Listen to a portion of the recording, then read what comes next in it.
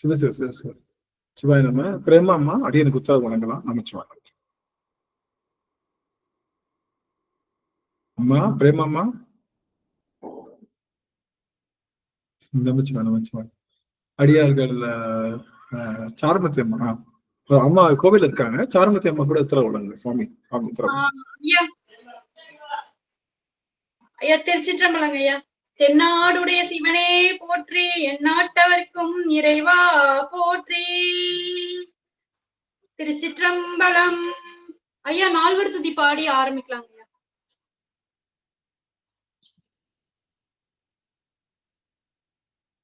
திருச்சிற்றம்பலம்.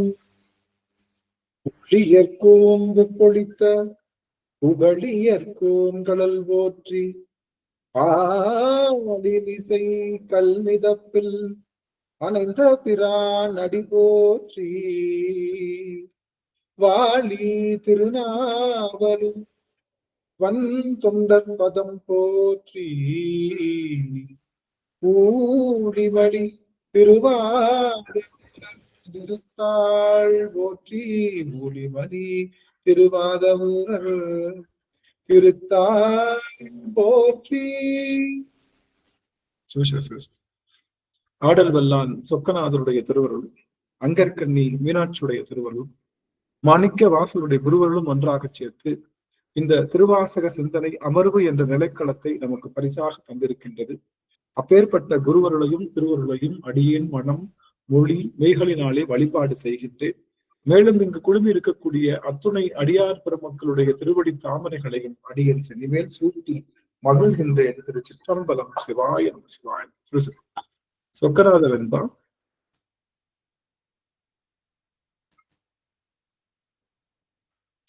நித்தம் எழுந்தருளி நின்மலனே என்றனக்கு புத்தி மிக மிகவும் போதித்து,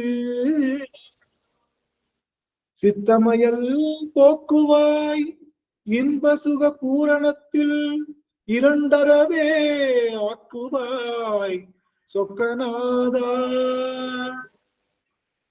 சொக்கநாதா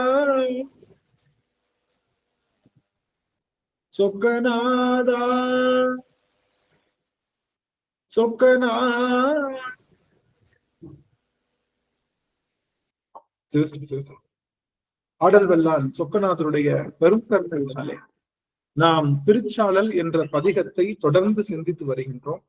அந்த வகையிலே இன்றைய தினம் நாம் சிந்திக்க இருக்கக்கூடிய பாடல் என்பது 8வது பாடல். நாம இன்னைக்கு சிந்திக்க இருக்கிறோம். 8வது பாடல் நம்ம மொத்தம் 20 பாடல்கள் இருக்கு. நாம 8வது பாடலை நம்ம சிந்திக்க இருக்கின்றோம். திருச்சாளல் நம்மளுடைய திருவாசகத்திலே 12வது பதிகமாக விளங்குகின்றது. இதுல 8வது பாடலும் பார்த்துட்டோம். கோலாலமாகி குறைக்கடல்வாய் அன்றெழுந்த ஆளாலம் முன்தான் அவன் சதுர்தான் என்னேடி, ஆளாலம் உண்டிலனேல் அன்று அயன் மால் உள்ளிட்ட மேலாய தேவரெல்லாம் வீடுவர்கான் சாலலும். இதான் நம்ம பார்த்தோம். இதுக்கு அடுத்து நம்ம 9வது பாடல் பார்க்கணும். தென்பால் உகந்தாடும் தில்லை அப்படின்ற அந்த பாடல் நம்ம இன்னைக்கு பார்க்க இருக்கின்றோம். ரொம்ப அருமையான செய்திகள் இருக்கு. அடியார்கள் பெருமான் பெருங்கருணையில கேட்கலாம். இந்த திருச்சாளல் அப்படிங்கிறது எதை தருகின்றது அப்படின்னு பார்த்தோம்னா, அந்த திருச்சாளல் என்பது நமக்கு இறைவனுடைய பதிமுது தன்மையை தருகின்றது. இறைவனுடைய பதிமுது தன்மையை நமக்கு தரக்கூடிய இடமாக அமைவது இந்த திருச்சாளல். பதிமுதன்மை என்றால் பதி ஒருவன் தான். அது போல அந்த பதி யார் அப்படின்னா சிவம் ஒருவன் தான். அந்த சிவபெருமானுக்கு சொல்லி வைத்த அடையாளங்களும் அங்கங்களுமே அவன்தான் பதி, அவன்தான் இறைவன். அவன்கிட்ட இருக்கக்கூடிய அடையாளங்களே சொல்லு. அவன்கிட்ட இருக்கக்கூடிய அடையாளங்கள் யாருக்கும் இருப்பது அல்ல. சிவபெருமானை வழிபாடு செய்யும் போது எப்படி வழிபாடு செய்யணும் அப்படின்னா, வெறுமனே வழிபாடு செய்யக்கூடாது. சிவபெருமானுடைய அங்கங்களை அடையாளங்களை வைத்துதான் வழிபாடு செய்யணும். தோடுடைய செவியன் தூவன் மதிசூடி காடுடைய சுடலை பொடி பூசி அப்படின்னு சொல்லி அவனுடைய அங்க அடையாளங்களை சொல்லி சொல்லி வழிபாடு செய்யணும். நம்ம ஏன் அப்படின்னா, ஒரு பெரிய அபத்தம் நிகழ்ந்துரும். வருங்காலத்துல அபத்தம் நிகழ்ந்துரும். என்ன அபத்தம் நிகழும் அப்படின்னா, நாம சொல்லி வைத்த அந்த இறைவனுடைய கொள்கை எல்லாம் பின்னாடி வர்றவங்க அவங்க ஒரு கொள்கை வச்சிருப்பாங்க. இதுதான் நாங்க சொல்றதெல்லாம் அது எங்களுடைய கொள்கை அப்படின்னு சொல்லக்கூடிய ஒரு நிலைப்பாடு உண்டு. நீங்க பாத்தீங்கன்னா திருக்குறள் சைவ நூலா திருக்குறள் வந்து வைணவ நூலா, சமண நூலா, பௌத்தவ நூலா, அல்லது இது வந்து கடவுள் மறுப்பாளர்களுடைய நூலா, இல்ல இது வந்து ஒரு ஆஹ் இது வந்து கிறிஸ்தவ நூலா, இது மாதிரி எந்த நூல் சாமி? திருக்குறள் எந்த நூல்? சமணமா, சமண நூலா, பௌத்த உலக நூலா? பொதுமறைங்கய்யா. பொதுவான நூலுங்கய்யா, உலக பொது பொது நூல். நூலுங்கய்யா. ஆக ஆக ஆக ஆக ஐயா இது ஸ்கூல்ல அதான் சொல்லி கொடுத்திருக்காங்க, அதான் படிச்சிருக்கோம் உலக பொதுமறை திருக்குறள்னு. ஸ்கூல்ல வந்து கருணாநிதியை வச்சு ஒரு பாடம் கூட தான் வந்தது. என்ன பாடம்? அவர் தான் வந்து எல்லாமே பண்ணாரு. பெரியாரை பற்றிய பாடம் தெரியும் இல்லையா? பெரியார் வந்து அவர் தான் பெண் விடுதலைக்கு பாடுது விட்டு பெண்களை எல்லாம் வந்து ரொம்ப உயர்த்தினாரு, வச்சாரு. அவர் தான் பகுத்தறிவு பகலவன் அப்படின்னு சொன்னாங்க. இல்ல, பகுத்தறிவு பகலவன் அப்படின்னா பகுத்தறிவுக்கே அவர் தான் சூரியன்னா எது பகுத்தறிவு? இறைவன் இல்லைன்னு சொல்றது பகுத்தறிவு அல்ல. அதுவும் இந்து சமய கடவுள்கள் தான் இல்லைன்னு சொல்றாங்க. அந்த கட்சியை ஆரம்பிச்சதே அப்படிதான் பண்றாங்க. அதெல்லாம் புத்தக கல்வி வந்து நம்மளை எங்க கொண்டு போயிருக்குன்றதான் அடியனும் சொல்றேன். புத்தக கல்வி எங்க கொண்டு போயிருக்கு? தமிழ் நம்மளுடைய நூல் வந்து நம்மளுடைய இந்த நூல் இருக்கு இல்லையா, திருக்குறள். திருக்குறள் சிறந்த நூல் தானே. திருக்குறள் நூல் வந்து என்ன அப்படின்னா அது சைவ நூல் தான். ஏன் அது சைவ நூல்னு இப்ப நம்ம சொல்ல முடியல அப்படின்னா, ஒரு நிமிஷம் எல்லாரும் ஆன் பண்ணிக்கலாம். அதை நம்ம ஏன் சைவ நூல்னு சொல்ல முடியல அப்படின்னா, வள்ளுவர் ஒண்ணு சொல்லாம வந்துட்டாரு. இறைவனை வந்து வகைப்படுத்தும் போது என்ன சொன்னாரு? எண்குணத்தான்னு சொன்னார். நீங்க பாத்தீங்களா? எண்குணத்தான் ஒரு வார்த்தை சொல்லியிருப்பாரு. அது அந்த வார்த்தை அது பொறிவாயில் ஐந்து வித்தான் வைதி ஒழுக்க நெறிவாயில், அது எண்குணத்தான் வரும் அந்த பாட்டு. அந்த பாட்டு என்ன பாட்டு? யாராவது எண்குணத்தான் வருகின்ற அந்த திருக்குறள் பாடலை யாராவது சொல்ல முடியுங்களா? ஐயா, நம்ம சுவாமி ஐயா இவர் இருக்காரு, ஐயா மகேஷ் ஐயா, திருக்குறள் ஐயா தான் வெண்குணத்தான்னு தொடங்கும். சரி, நான் அந்த பாடலை ஞாபகம் வச்சுக்கோங்க. நான் என்ன சொல்ல வரேன்னா, இப்ப திருக்குறள் நம்ம என்ன சொல்ல முடியல? ஐயா ஒரு நிமிஷம் ஐயா, அதை வெளியே இருக்கிறது வந்துடுறேன் ஐயா, ஒரே நிமிஷம் ஐயா.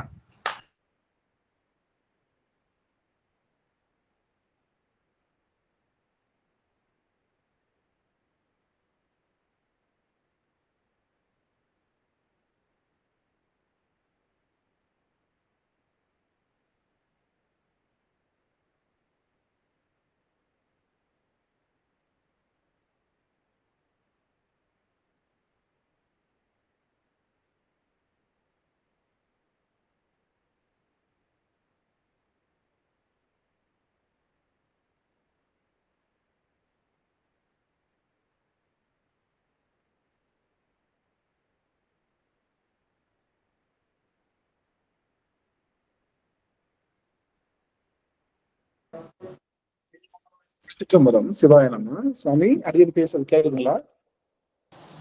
கேக்குதுங்க ஐயா, வீடியோ வரலைங்க. கேக்குதுங்க ஐயா. பரவாயில்ல, லேப்டாப் ஆன் பண்றேன், அது வீடியோ வரும்னு நினைக்கிறேன். அது வந்ததுன்னா நம்ம அதை பண்ணிக்கலாம், இல்லாட்டி இப்படியே நம்ம பயன்படுத்திக்கலாம். இது என்னன்னா, திருக்குறள்ல எண்குணத்தான் அப்படின்னு சொல்லுகின்ற அந்த வார்த்தை வந்தாலும் கூட அந்த எண்குணத்துக்கு அருகன் அப்படின்னு சொல்லக்கூடிய சமணர்களும் அதுக்கு என்ன சொல்றாங்க? பொருள் சொல்றாங்க. சமணர்களும் அதுக்கு பொருள் சொல்றாங்க, அது எண்குணத்துக்கு பொருள் சொல்றாங்க. பௌத்தர்களும் எண்குணத்துக்கு பொருள் சொல்றாங்க. இதுல என்ன ஒரு பியூட்டின்னா, கடவுள் மறுப்புன்னு சொல்றாங்க இல்லையா, அவர்களும் திருக்குறளை போற்றுறாங்க. ஏன்னா அது கடவுள் வாழ்த்து இருக்கு இல்லையா. கடவுள் வாழ்த்து முதல்ல தொடங்கணும் கூட இல்ல இது திருவள்ளுவர் செய்யல, இது பிற்காலத்துல இணைத்தது, இது திருவள்ளுவர் செய்யவே இல்லை அப்படின்னு ஒரு வித இது பண்றாங்க.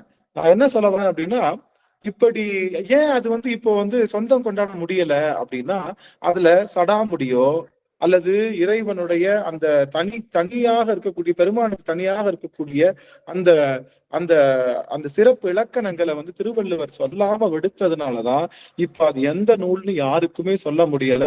அது வந்து அதனால நன்மை நான் சொல்றாங்க, ஏதாவது பொதுவா எல்லாத்துக்கும் பொருந்துதுன்றதுக்காக அது நன்மைன்னு சொல்ல முடியாது. உண்மைதான். அது யாரை பத்தி முழுக்கவே வந்து சிவபெருமானை மட்டுமே சொல்லப்பட்ட ஒரு பெரிய நூலாக அமைவது நம்மளுடைய. ஆனா இன்னைக்கு நம்மளால கிளைம் பண்ண முடியுதா? திருக்குறளை வந்து நம்ம கிளைம் பண்ண முடியல.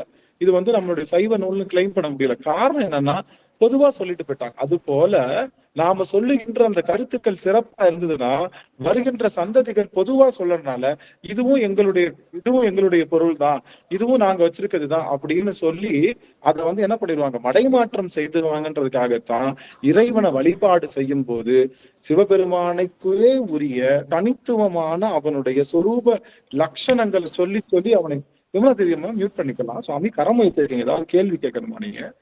ஐயா திருக்குறள் வந்து நீங்க கேட்டீங்கல்ல ஐயா, இந்த குறள் சொல்றேங்க ஐயா. கோளில் பொறியின் குணமிடவே என் குணத்தான் தாளை வணங்கா தலை. கோளில் பொறியின் குணமிடவே என் குணத்தான் தாளை வணங்கா தலை. நமச்சு தாளை வணங்கா தலை. அப்ப அந்த என் குணத்தான்ற ஒரு வார்த்தை வந்து சிவபெருமானுக்கு ஒருவனுக்கே உண்டு. வரம்பில் ஆற்றல், வரம்பில் இன்பம், அவனுக்கு வந்து அது அறியப்படாமலே ஞானம் இருக்கு அப்படின்னு என் குணத்தான் நம்ம படித்திருக்கோம். முன்னாடி சொன்ன 8 குணங்கள் சிவன் ஒருவனுக்குத்தான் உண்டு, வேற யாருக்கும் அந்த குணங்கள் இல்லை. அப்படிங்கிறப்போ அந்த தன்மையை நமக்கு சொல்ல வந்த அந்த நிகழ்வாகத்தான் இந்த விஷயங்கள். அதனால இப்போ சிவபெருமான வழிபாடு செய்யும் போது முக்கியமா நம்ம செய்ய வேண்டிய விஷயங்கள் என்ன பண்ணோம் அப்படின்னா, அது நாம சிவபெருமானுடைய அங்க இலக்கணங்களை சொல்லி அவனுக்கே உரிய சிறப்பு இலக்கணங்களை சொல்லி வரணும். இப்ப கவனிங்க, நான் ஒரு சொத்து எழுதி வைக்கிறேன் இல்ல, நான் வந்து ஒரு சொத்து இருக்கு, என்னுடைய சொத்தை எழுதி வைக்கணும் உங்க எல்லாத்துக்கும், யாருக்கோ இருக்கு. இப்ப நான் வந்து யாருக்கு எழுதி வைக்கலாம், அடியனோட சொத்தை நான் யாருக்கு எழுதி வைக்கலாம், யாரு ஆசைப்படுறீங்க? ராஜேஸ்வரிவா, சரி, கோவை ராஜேஸ்வரி அம்மான்னு சொல்லிட்டு நான் சொத்தை எழுதி வைக்கணும். என்னுடைய சொத்தை அம்மாவுக்கு எழுதி வைக்கணும் அப்படின்னு நான் எழுதி வைக்கும் போது நான் என்ன பண்ணணும், ராஜேஸ்வரி அம்மா அவங்க வந்து வெள்ளலூர், அவங்களுடைய வீட்டு எண் இது, அவங்களுடைய விலாசம் இது, அவங்களுடைய ஆதார் கார்டு நம்பர் இது. அவங்க ஆதார் கார்டு நம்பர் அவங்களுக்கு மட்டும்தான் இருக்கும், வேற யாருக்கும் இருக்காது. அதனால ஆதார் கார்டு நம்பர் இதுன்னு நான் சொல்லி வச்சாதான் நாளை பின்ன அது யாருக்கு பொருந்தும் அப்படின்னா அது வந்து ராஜேஸ்வரி அம்மாவுக்கு பொருந்தும். அப்படி இல்லாம நான் வெறுமனையே ராஜேஸ்வரி அம்மா கோயம்புத்தூர்னு போட்டுட்டேன்னா எத்தனை ராஜேஸ்வரி அம்மா இருப்பாங்க? அப்ப என்ன பண்ணுவாங்க, ஆளாளுக்கு என்ன சொல்லுவாங்க, என்னுடைய சொந்தம், என்னுடைய விஷயம் அப்படின்னு எல்லாரும் என்ன பண்ணுவாங்க, அதுக்கு கொண்டாடி பண்ணுவாங்க. நமக்கு பிரச்சனை இல்லை, நமக்கு எல்லாரும் ஒண்ணுதான், நமக்கு சொத்தை எல்லாரும் வெளியே தரதுக்கு ஒண்ணுதான். ஆனா உண்மை பரம்பொருளை நம்மளுடைய நோக்கம் என்ன, நமக்கு என்ன நோக்கம், எல்லாரும் நல்லா இருக்கணும், எல்லாரும் நல்லா இந்த சைவத்தை கமர்ஷியலைஸ் பண்ணாம வியாபாரம் பண்ணாம அருள் நோக்கத்தோட கொண்டு போகணும்ன்ற எண்ணம் நமக்கு இருக்கு. ஆனா இத பொருள் நோக்கமா வியாபார நோக்கமா ஒருத்தவங்க நினைக்கிறாங்கன்னு வச்சுக்கோங்க, அவங்க இந்த கான்செப்ட் எல்லாம் எடுத்து இது எங்களுடைய கான்செப்ட்னு சொன்னா நம்மளுக்கு மறுப்பு தெரிவிக்கிறதுக்கு ஒண்ணுமே இல்லை. இது எங்க சாமியை தான் சொல்லுது, எங்க வீட்டு பக்கத்துல ஒரு சாமி இருக்கு, அந்த சாமிக்கு நீங்க சொன்னது எல்லாமே பொருந்தும்னு சொல்லிட்டா என்னாச்சு? அப்போ இந்த தத்துவத்தை கரெக்டா அவங்க வந்து இந்த சைவ தத்துவத்தை கரெக்டா கொண்டு போய் கடைசி வரைக்கும் சேர்த்துட்டாங்கன்னா அதுக்கு நீங்க என்ன வேணாலும் பேர் வச்சுக்கோங்க. நான் எங்களுக்கு மட்டும் அது சொந்தம் கொண்டாட வேண்டிய அவசியம் இல்லை. எதை சைவத்தை நம்ம மட்டும் சொந்தம் கொண்டாட வேண்டிய அவசியம் நமக்கு இல்லை. ஆனா அவங்களுடைய முடிவு வேற வேறையா இருக்கு. ஒவ்வொருத்தவங்களுடைய முடிவும் ஒவ்வொருத்தவங்களுடைய நோக்கமும் என்னவா இருக்குன்னா இதை வச்சு பொருள், ஏன் சிவத்தை வச்சு பொருள் சேர்க்கிறாங்களா இல்லையா? நீங்க கவனிங்க, எல்லாரும் சிவத்தை வச்சு இப்ப என்ன பண்றாங்க, பொருள் வியாபாரம் பண்றாங்களா இல்லையா? ஆக்குறீங்களா இல்லையா? ஒரு முக ருத்ராட்சம் 2 லட்சம் ரூபாய், 5 முக ருத்ராட்சம் 3 லட்சம் ரூபாய், இப்படி எல்லாம் சிவத்தை வச்சு அப்ப அது உண்மை செய்வோமான்னு கேக்குறேன். அந்த இடம் உண்மை செய்வோமா? சிவனுடைய கான்செப்டை வச்சுக்கிட்டு யார் இந்த கான்செப்ட் சொன்னது இல்ல. ஒரு முக ருத்ராட்சம் போட்டா நான் கேக்குறேன், நான் பேசுறது கேட்கலையா? சுவாமி அடியும் பேசுறது கேக்குதுங்களா? ஒரு முக ருத்ராட்சம் போட்டாதான் நம்மளுக்கு வந்து சாமியோட அருள் கிடைக்கும். 3 முக ருத்ராட்சம் வேணும், இமயமலையில இருந்து வந்தா தான் அதுக்கு பெருமை, அப்படி இப்படின்னு பல விதமான ஒரு மாயை உருவாக்கி இது மூலமா இப்ப என்ன பண்ணிட்டு இருக்காங்க, பிசினஸ் பண்ணிட்டு இருக்காங்க. இதை சொல்லுதான் நம்மளுடைய சமயம் இதை நம்ம சொல்லி தருதா? இல்ல. இன்னைக்கு நம்ம ஒரு சாதாரண சிவராத்திரிக்கு எங்கேயாவது ஒரு கோயிலுக்கு போனாலே வாசல்ல கடையை விரிச்சிடுறாங்க எல்லாரும், ருத்ராட்சத்துல இருந்து, மணில இருந்து, ஸ்படிகத்துல இருந்து. இதுல நான் தப்பு சொல்ல, அதை வந்து அவங்க கண்டிப்பா அவங்க வந்து விற்கலாம், தவறு இல்லை. ஆனா இது போட்டாதான் இறைவனை அடைய முடியும்ன்ற கான்செப்டுக்குள்ள வரோம்ல, அதுதான் தப்பு. நீங்க விற்கலாம், நீங்க ருத்ராட்சம் விற்கலாம், நீங்க வந்து திருநீற்று பை விற்கலாம், எல்லாமே வந்து கண்டிப்பா அதுவும் ஒரு தொழில் தான். அவங்களுக்கு நம்ம எதிரி கிடையாது, அவங்களை நம்ம வந்து குறைத்து சொல்ல போறதும் இல்லை. ஆனா இந்த கருத்து அங்க போய் சிதைவடையுது இல்லையா? நம்மளுடைய கருத்தை எடுத்துட்டு போய் அவங்க என்ன பண்றாங்க, வியாபாரம் பண்ண ஆரம்பிச்சுறாங்க இல்லையா? அது தவறுன்னு சொல்றோம். அதனாலதான் சைவத்துக்குன்னு தனி வழியை வச்சு, சைவ பெருமானுக்குன்னு தனி வழியை வச்சு, இவனை யாருடையும் சொந்தம் கொண்டாடக்கூடாதுன்னு இவனுக்குன்னு தனித்துவமான கொள்கைகளை, தனித்துவமான அந்த சிறப்புகளை சொல்லி சொல்லி இது இவன் தான் சிவன். சுடுகாட்டுல இருக்கிற ஒரே ஒருத்தன் யாருதான்?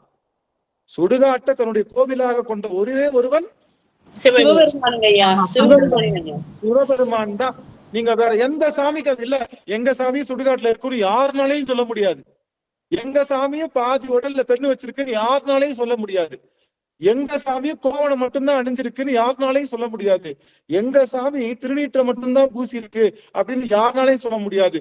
இது அதனால நீங்க செய்கின்ற பக்தி, நீங்க பண்ணுகின்ற எல்லா பக்தியும் லெட்டர் போட்ட மாதிரி போடணும். எப்படி லெட்டர் போடணும்? நீங்க மகேஷ் ஐயா, காஞ்சிபுரம், அவருடைய கதை விளக்கம் இது, அவருடைய எண் இது, ஆதார் கார்டு இது, இவருக்கு நான் இதை அனுப்புறேன் அப்படின்னு போட்டா அது அவரை மட்டும்தான் சேரும். நீங்க வெறுமனையே சிவனடியார்கள் காஞ்சிபுரம்னு போட்டீங்கன்னு வச்சுக்கோங்க, எங்க போகும்?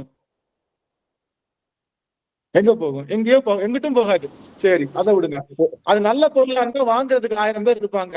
நல்லாத பொருள்னா யாருமே வாங்க மாட்டாங்க. அது வேற விஷயம்.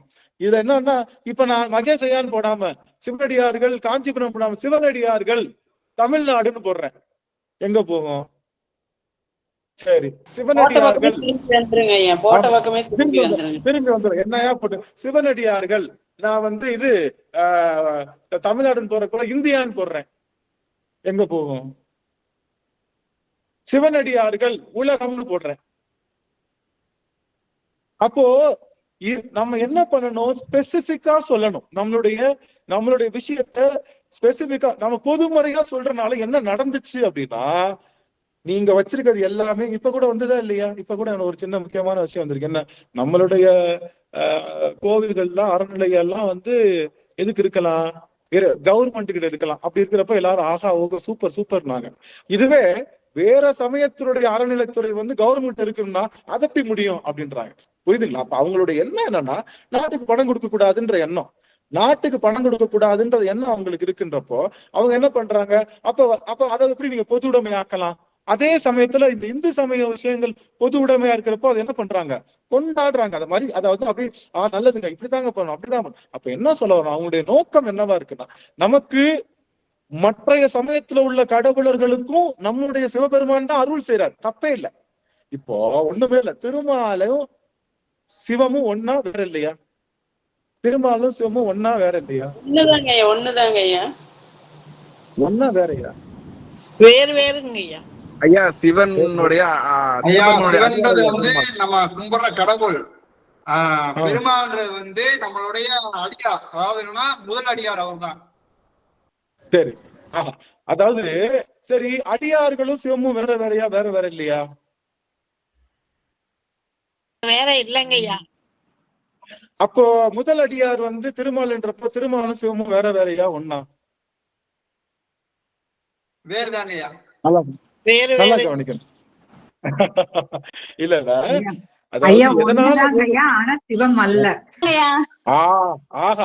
அருமையான புரிதல். அதாவது சிவத்துக்கு ஒப்பீடா பண்ணலாம், உபச்சாரமா சொல்லலாம். அடியார்கள் வந்து உபச்சாரமா சிவன் உபச்சாரமா சொல்லலாம். அவங்க எல்லாம் சிவன்னு சொல்லலாம். அவங்க எல்லாம் உபச்சார சிவம். உண்மை சிவமான்னு கேட்டா இல்ல, உண்மை சிவம் ஒருவன் தான். நீங்க வீட்டுக்கு வந்திருந்தீங்கன்னா இது உங்க வீடு மாதிரிங்கன்னு நீங்க சொல்லுவீங்க இல்லையா? அது என்னது? உபச்சாரம். உபச்சாரத்தின் மூலமாக. அதனால நாம என்ன சொல்றோம் அப்படின்னா, திருமால் என்பவர் யார் அப்படின்னா சிவம் தான். எதனால சிவம்? சிவனடியார்களை வணங்குவதனால, சிவபெருமானை வழிபாடு செய்வதால அவர் சிவனடியார். அதனால அவர் சிவமா வச்சுக்கிறார். ஆனா தொழில் பக்தின்ற அடிப்படையில அவர் சிவம், அவர் செய்கின்ற தொழில் அடிப்படையில அவர் வேற. அவர் என்ன காத்தல் தொழில் பண்றாரு இல்லையா? அதனால அவர் வேறன்னு சொல்றோம். புரியுதுங்களா? ஆக சிவன் எல்லாத்தையும் சிவமா பார்க்கணும் அப்படிங்கிறது நம்மளுடைய முக்கியமான பெருந்தன்மையான குணம். அதுதான் ஞானமே கூட. ஆனா திருமாலும் சிவமும் ஒண்ணுன்றதுக்காக நான் எல்லாத்தையும் என்னவா பார்க்க கூடாது? சிவமா பார்க்க கூடாது. இப்போ நான் வந்து இப்ப ஒரு எடுத்துக்காட்டுக்கு சொல்றேன்னு, இப்ப வந்து நான் வந்து இப்ப சந்திரா அம்மா வந்து சிவனடியார்ன்றனால அவங்களை நான் சிவமா பார்க்கணும். அப்ப சந்திரா அம்மாவை நான் என்னவா பார்க்கணும்? சிவமா பார்க்கணும். சந்திரா அம்மாவை நான் சிவமா பார்க்கணும். அதுதான் எனக்கு சொல்லப்பட்டிருக்கு. ஆனா இப்ப சந்திராமாவும் சிவனும் ஒண்ணுன்றனால இனிமே நான் என்ன பண்ணுவேன், எல்லாத்தையும் சந்திராமாவா பார்ப்பேன் அப்படின்னு என்ன பண்ணக்கூடாது, பார்க்க கூடாது, சொல்லக்கூடாது, அப்படின்னு பார்க்க கூடாது. புரியுதுங்களா? அப்போ ஒரு நிமிஷம் நான் வந்துட்டேன்.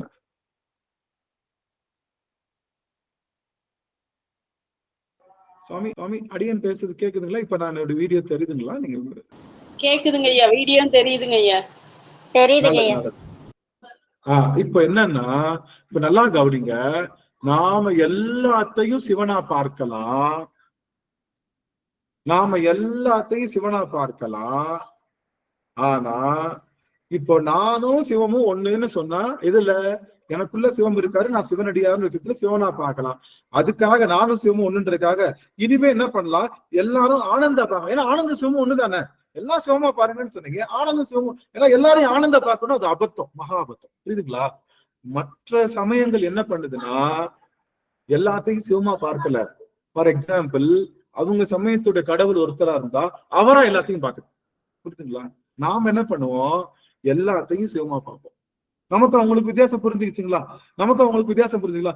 என்ன விஷயம்னா, எல்லாத்தையும் சிவமா பார்க்கணுமே தவிர சிவம் எல்லாத்துக்கும், இப்ப புல்லும் சிவமும் ஒண்ணுதானே. கல்லும் நமச்சிவாயம், கடலும் நமச்சிவாயம், நீரும் நமச்சிவாயம், நெருப்பும் நமச்சிவாயம்ன்றனால எல்லாத்தையும் கல்லா பார்க்கணுமா? கல்ல சிவமா பார்க்கலாம். எல்லாத்தையும் கல்லா பார்க்கலாமா? பார்க்கக்கூடாது. எல்லாத்தையும் புல்லா பார்க்கலாமா? புல்லும் சிவமும் ஒண்ணுதான். எல்லாத்தையும் புல்லா பார்க்கலாமா? பார்க்க கூடாது. ஏன்னா உயர்ந்த பொருள் சிவன் தான், உயர்ந்த பொருளாக எல்லாத்தையும் பார்க்கணும். உயர்ந்த பொருள் சின்ன பொருளுக்குள்ள இருக்கு, அதனால சின்ன பொருளை எல்லாத்தையும் பார்க்க கூடாது. இந்த புரிதல் புரிஞ்சுக்கிச்சா? எல்லாத்துக்கும் புரிஞ்சுக்கிச்சா? ஆனா மத்த சமயம் என்ன பண்றாங்கன்னா, சிவமா எல்லாத்தையும் பார்க்காம அவங்க வச்சிருக்கிற பொருள்ல சிவம் இருக்கிறனால அந்த பொருளை பாக்குறப்போ அவங்களுடைய உயர்வு கம்மியா இருக்கு. அவங்க 3வது ஃப்ளோர்லயே நிக்கிறாங்க, நாம தான் 35வது ஃப்ளோர்ல நிக்கிறோம். அதுக்கு மேல ஃப்ளோர் இல்ல.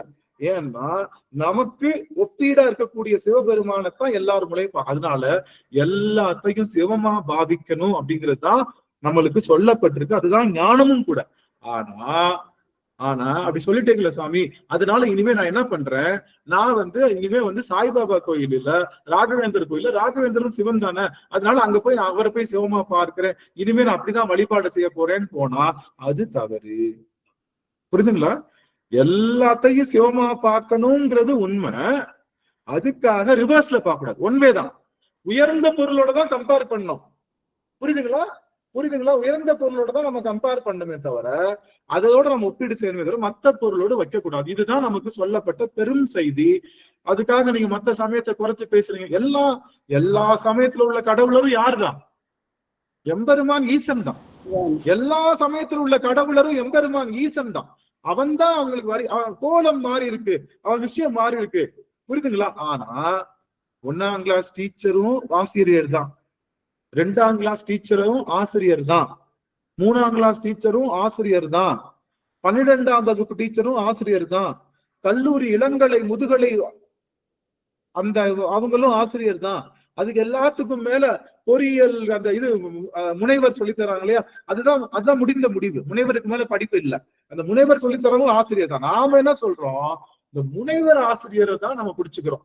இவங்க எல்லாரும் ஆசிரியர்கள் தான், ஆனா இவங்க அவங்களுக்கு ஒப்பீடு இல்லைன்னு சொல்ல வரோம். அதனால முடிந்த முடிவாகிய சிவபெருமானையே நிலை பொருளாக கொள்ளுவதுதான் சைவம். அப்படி ஆனா நம்ம எல்லாருக்கும் நம்ம இவருதான் சொல்லுவாரு, குருநாதர் சொல்லுவார். என்ன சொல்லுவாருன்னா, அண்டாக்குள்ள குண்டா போகும், குண்டாக்குள்ள அண்டா போகாது. அண்டாக்குள்ள குண்டா போகும், குண்டாக்குள்ள அண்டா போகாது. அப்படின்னு என்ன அர்த்தம்?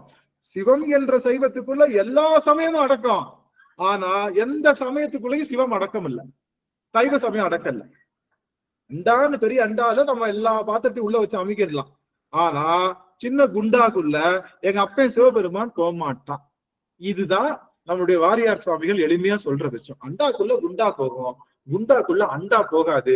அதனால நாம எல்லாத்தையும் சிவமா நினைப்போம், அவங்க நம்மள சிவமா நினைக்க மாட்டாங்க. காரணம் என்னன்னா, அவங்க குண்டா, சின்ன குண்டாக்குள்ள நம்மளுடைய அண்டா போகுமா, அதனால அவங்களுக்கு சிவம்னால என்னன்னு தெரியாது. சிவபெருமானை ஏற்றுக்கொள்ளக்கூடிய பக்குவம் அவர்களுக்கு கிடையாது. நாம எல்லாத்தையும் சிவமா பார்ப்போம். அப்படிங்கறதுதான் நமக்கு நம்மளுடைய வாரியார் சுவாமிகள் சொன்ன ஒரு பெரிய விஷயம். அதனால ஒரு விஷயம் தெரிஞ்சுக்கணும், சிவம் ஒருவன் தான் நமது இறைவன். அவனுக்கு வேற வேற பேர்கள் இருந்தாலும், ஆனா சிவனாவே வழிபாடு செய்யறதுனாலதான் நம்ம அடியார்கள். நல்லா கவனிக்கணும், முக்கியமான செய்தி. எல்லாரும் ஒரு 2 நிமிஷம் கூட இருக்க. சிவனாவே வழிபாடு செய்யறதுனால நம்ம சைவ அடியார்கள். சிவனுக்கு வேற பேரு சொல்லி அழைத்தா அவங்க யாரு? வேற அடியார்கள், பௌத்தர்கள், தமிழர்கள். அவங்களாம் யாருதான்? நம்ம பங்காளிக தான். அவங்களை யாருமே என்னன்னு சொல்லல. எந்த சமயத்திலேயாவது நம்ம சமயத்தை இல்லங்க நாத்திகம் பேசுறவங்க எங்க சமயம்னு சொல்லுவோமா? கடவுள் இல்லைன்றவன நம்ம சமயம்னு சொல்லுவோம். ஆனா நம்ம சமயம் சொல்லுது கடவுள் இல்லைன்னு சொல்றான்ல, நாத்திகம் பேசுறான்ல, அவன் யாருன்னா புறச்சமயம். வந்துருவான்ப்பா, கொஞ்சம் தூரத்து சொந்தம். யாருக்கு நமக்கு சொந்தம்னா கடவுள் இல்லைன்னு சொல்றவன் யார் தெரியுமா? நமக்கு தூரம் ஒண்ணு விட்ட சித்தப்பா பையன் வந்துருவா. அப்படி கொஞ்சம் தூரத்து சொந்தம் தான் இருந்தாலும் ஒரு காலத்துல திரும்ப வந்துருவா அப்படின்னு சொல்ற பெருந்தன்மையான ஒரு சமயம் சைவம் தான். மத்த இடத்துல நீங்க போயிட்டு மத்த கோவில்ல போயிட்டு கடவுள் இல்லைன்னு உங்களால சொல்ல முடியுமா? உங்களால சொல்ல முடியுமா? கடவுளை பற்றி கேள்வி கேட்க முடியுமா? அவங்க என்ன பண்றாங்க? ஒரு காலத்துல கடவுள் இல்லைன்னு சொன்னவங்களை கல்லால் அடிச்சு கொன்னாங்க. வேற சமயத்தவர்கள் கடவுள் இல்லைன்னு சொன்னவங்கள கல்லால் அடிச்சு கொண்டாங்க, அவங்களை துன்புறுத்தி கொலை செய்து கொண்டாங்க. ஆனா இங்க கடவுள் இல்லைன்னு சொல்றதுக்கு உரிமை உண்டு. கடவுள் நேர்ல வந்தாலும் அவன் கூட சண்டை போடுறதுக்கு உரிமை இருக்கு. நீ சொல்றது தப்புடான்னு சொல்றதுக்கு உரிமை உண்டு. இப்படிப்பட்ட பெருந்தன்மையான சமயம் நம்ம சமயத்துக்கு இருக்கு. அதனால ஒரு விஷயம் தெரிஞ்சுக்கோங்க, நம்ம சமயத்துக்கு நீங்க ஏதாவது செய்யணும்னு நினைச்சீங்கன்னா சிவபெருமான வழிபாடு செய்யும் போது அவனுடைய குறிகளையும் குணங்களையும் சொல்லி வழிபாடு. ஜென்ரலா வழிபாடு செய்யாது. அன்பு நிறைந்தவனே, ஒளி நிறைந்தவனே, எல்லாருக்கும் இன்பம் தருபவனே, 5 தொழில்கள் செய்பவன். 5 தொழில் சொன்னா கூட சிவபெருமானுக்கு வந்துடும். இந்த மாதிரி ஜென்ரலா சொன்னா இது எல்லா கடவுளுக்கும் பொருந்தும். ஆனா தோடுடையவனே, புலித்தோல் அணிந்தவனே, சுடுகாட்டில் உறைபவனே, பிறைமதி சூடியவனே, தடாமுடி அணிந்தவனே, நுதற்கண் உடையவனே, நீலகண்டநாதனே, திருநடனம் செய்பவனே, தடையில் கங்கை தரித்தவனே, தென்பால் உகந்தாடும் நாயகனே அப்படின்னு பெருமான்னு நாம சொன்னோம் அப்படின்னா அது நீங்க செய்யற பக்தியை கரெக்டான போஸ்டல் அட்ரஸ்ல பின்கோடோட போட்டு பக்தி பண்றதுக்கு சமம். நீங்க எப்படி பக்தி பண்ணாலும் பெருமானுக்கு போகும். அதனால நீங்க கரெக்டா பின்கோட் எழுதுறேன்னா வேற யாருக்கோ போயிட்டு நினைக்காதீங்க, அது சிவபெருமானுக்கு தான் போகும். இருந்தாலும் நமக்கு ஒரு திருப்தி, அனுப்பிச்சது சிவனுக்கு தான் போயிடுச்சா இல்ல பக்கத்துல வீட்டுக்காரனுக்கு யாருக்காவது போயிடுச்சா? நம்ம பண்ற பக்தி சிவபெருமானுக்கு போகும்னா பின்கோடோட அவனுடைய போன் நம்பரோட கரெக்டா பக்தி பண்ணுங்க. அவனோட பின்கோடு போன் நம்பர் ஒன்னும் கிடையாது, அவனுடைய திருமுறையில் சொல்லப்பட்ட அவனுடைய வடிவ இலக்கணம். அந்த வடிவ இலக்கணத்தெல்லாம் கேலி செஞ்சாங்க யாரு? பௌத்தர்கள். அவனுடைய வடிவ இலக்கணத்தை என்னடா அவங்க அப்ப கோமணத்தை கட்டி வர்றான், சுடுகாட்டுல போய் உட்கார்ந்து இருக்கான், போய் இவ்வளவு திரவியங்கள் இருக்கு, வாசனை திரவியங்கள் இருந்தும் சுடுகாட்டு பொடிய பூசி உட்கார்ந்து இருக்கானே, பைத்தியக்காரனா இவன் எப்படி தலைவனா இருப்பான்? பார்க்கடல் கடைஞ்சா அது வர்ற மத்த பொருளும் எடுத்துட்டு வர்றதுதானே தெளிவு. இவன் போயிட்டு அங்க இருக்கக்கூடிய அந்த விஷத்தை போய் குடிச்சானா இவனுக்கு என்ன தெளிவு இருக்கு அப்படின்னு அவனுடைய எதெல்லாம் நம்ம அவனுடைய அந்த அடையாளமா பெருமை சொன்னோமோ அந்த அந்த அடையாளங்களை சிறுமைப்படுத்தியவர்கள் நம்முடைய மக்கள். யாரு? பௌத்தர்கள். அதை உடைக்கிறார் யாரு? நம்மளுடைய சுவாமி உடைக்கிறார். ஒண்ணு தெரிஞ்சுக்கணும், இந்த ஒரு செய்தி நான் இதை உங்களுக்கு எல்லாத்துக்கும் சொல்லணும். ஒரு பெரிய கடப்பாடு இருக்கு எனக்கு. என்ன அப்படின்னா, மன்னிக்கணும், இதுக்கு இந்த இடத்துக்கும் நான் உங்களை கூப்பிடுறேன். இதை அடியார்கள் திருச்சாவூருக்குள்ள போறதுக்கு முன்னாடி இது முக்கியமா நான் சொல்லணும். சிவனை கும்பிடுவாங்க, புரியுதுங்களா? அதனால அங்க போய் நம்ம போய் அவங்க சொல்றதை கேட்கணும்னு அவசியம் இல்லை. திருமுறை பாடுவாங்க, அதனால அவங்க சொல்ற எல்லாத்தையும் நம்ம அப்படியே ஃபாலோ பண்ணணும் அவசியம் இல்லை. ஏன்னா சிவனையும் கும்பிட்டு திருமுறையும் பாடி சித்தாந்த கருத்தையும் ஏத்துக்கிட்டு அதுல சின்னதா ஒரு மைல்டா கடைசியில ஒரு வித்தியாசப்படுவாங்க. அப்படி படுகின்ற சமயங்கள் எல்லாம் அக சமயம்னு பேரு. அது நம்ம சமயம் இல்ல, ரொம்ப பக்கத்துல இருக்கிற மாதிரி தெரியும். ஆனா அவங்களுடைய எண்ணம் என்னவா இருக்கும்? வேற மாதிரி இருக்கும். சில பேர் திருமுறையை எதிர்ப்பாங்க, திருமுறையில சொல்றதெல்லாம் தப்பும்பாங்க, சில திருமுறையே இல்லம்பாங்க. நாங்க சாண சிவம் தான் நாங்க கும்பிடுவோம். ஆனா நாம வச்சிருக்கிற சமயத்துக்கு என்னன்னா, நமக்கு வச்சிருக்க சமயத்துக்கு சுத்தாத்வித சைவம்னு பேரு. இந்த சமயத்துல என்ன கொள்கைன்னா, நமக்கு யாராவது ஏதாவது சொன்னாங்கன்னா நம்ம என்ன போய் பார்க்கணும்? நேரா போய் திருமுறையில இருக்கா, சித்தாந்தத்துல இருக்கா, இவங்க சொல்றது திருமுறைக்கு முரணா இருக்கா, இவங்க சொல்றது சித்தாந்தத்துக்கு முரணா இருக்கா, இவங்க சொல்ற கருத்து இந்த கருத்துக்கு முரணா இருந்ததுன்னா அவங்க யாரா இருந்தாலும் அவங்க கருத்தை நம்ம நிராகரிக்கலாம். புரியுதுங்களா?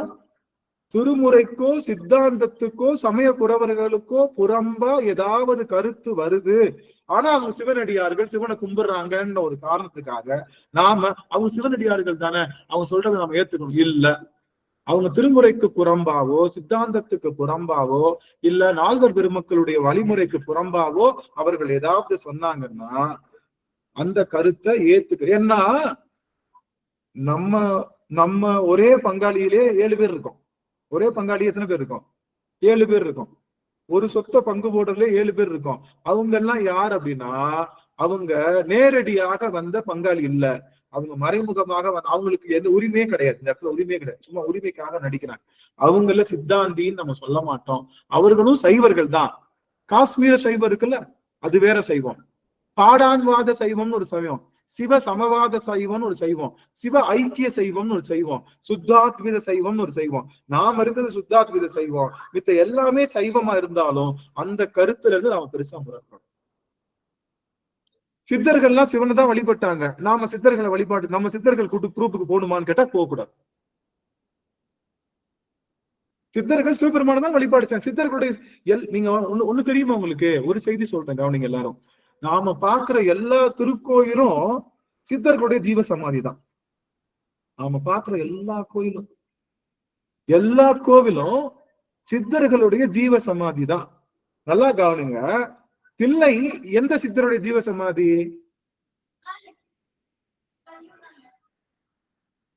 தில்லையில எந்த சித்தர் ஜீவ சமாதி? கரெக்டா சொல்லுங்க பாக்கலாம். தில்லை நிறைய பேர் போயிருக்கு, யாராவது கரெக்டா சொல்லுங்க. தில்லை எந்த சித்தரோட ஜீவ சமாதி? மாணிக்கவாசக பெருமான்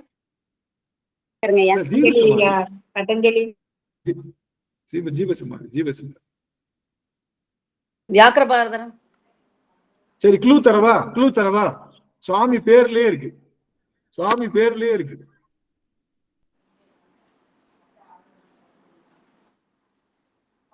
திருநாளை போவார் திருமூலர். அவங்க எல்லாம் அங்க முக்தி அடைந்தார்கள். திருநாளை போவார் முக்தி அடைந்தாரு. நம்ம சுவாமி மாணிக்கவாசகர் முக்தி அடைந்தாரு.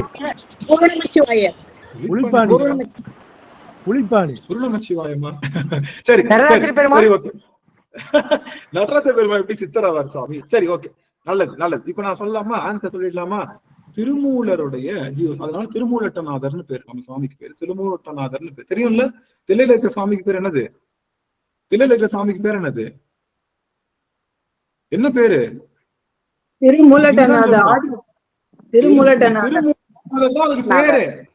திருமூலட்டநாதர் தான் அங்க பேரு சுவாமி. எல்லா கோவிலையும் சிவலிங்க திருமேனி தான் கர்ப்ப கிரகம். அங்க அம்பலம் இருக்கும். அம்பலத்துல ஆடுறவன் யாரு? நடராஜர் ஆடுவாரு. இங்க அந்த அம்பலத்துல ஆடுறவனுக்கு மவுஸ் அதிகம், உள்ள இருக்கிறவனுக்கு மவுஸ் குறைஞ்சு போச்சு. யாரு? ஆனா நம்ம யாருக்குதான் சொல்லணும்? உள்ள இருக்கக்கூடிய பேரு திருமூலட்டநாதன் தான். யாருக்கு? எந்த கோயிலுக்கு சொந்தக்காரரு? தில்லைக்கு சொந்தக்காரன் யாரு? சபாபதியா திருமூலட்டநாதனா? திருமூலட்டநாதன் தான். முதல் உரிமை அவன்தான். அங்க பரிபாலனம். அவன்தான் கர்ப்பகத்திலிருந்து அருள் செய்கின்றான். திருமூலட்டநாதன் தான். திருமூலருடைய ஜீவ சமாதி. மதுரையில மீனாட்சி அம்மன் கோவில் யாரோட ஜீவ சமாதி? ஜீவ சமாதினா அவர்களுடைய ஆன்ம பலம் அங்க இருக்குன்னு அர்த்தம். ஜீவ சமாதினா அந்த இது இல்ல, அவர்களுடைய ஆன்ம, அந்த சித்தர்களுடைய ஆன்ம பலம் அங்க நிக்குது. அது அப்ப யார் அதுன்னு பாத்தீங்கன்னா அங்க இருக்கிற அந்த பேர் வந்து எல்லாம் வல்ல சித்தர்னு சொல்லுவோம். எல்லாம் வல்ல சித்தர்னு அங்க பாத்துருக்கீங்களா? சுத்தி வர்றப்போ அந்த அந்த துர்க்கைக்கு பக்கத்துல ஒரு சாமி இருப்பாரு, அங்க பந்தல் எல்லாம் போட்டிருப்பாங்க. விநாயகர் இருப்பாரு. விநாயகர் இல்ல, எல்லாம் வல்ல சித்தர்.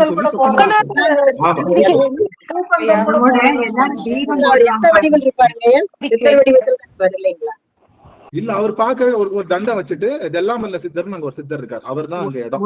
அது மாதிரி பூப்பந்தெல்லாம் போடுவாங்க. பூப்பந்தெல்லாம் போடணும்னு வேண்டுதெல்லாம் பண்ணுவாங்க. ஆமா, பூப்பந்தல் போடுவாங்க. இடப்புறத்துல இருப்பாரு எல்லாம் வல்ல சித்தர். ஆமா, மணிகர். அதே அருமை. சொக்கநாதர் சன்னதியில துர்கைக்கு பக்கத்துல சுவாமி அங்க இருப்பார். எல்லாம் வல்ல சித்தரா அங்க இருப்பார்.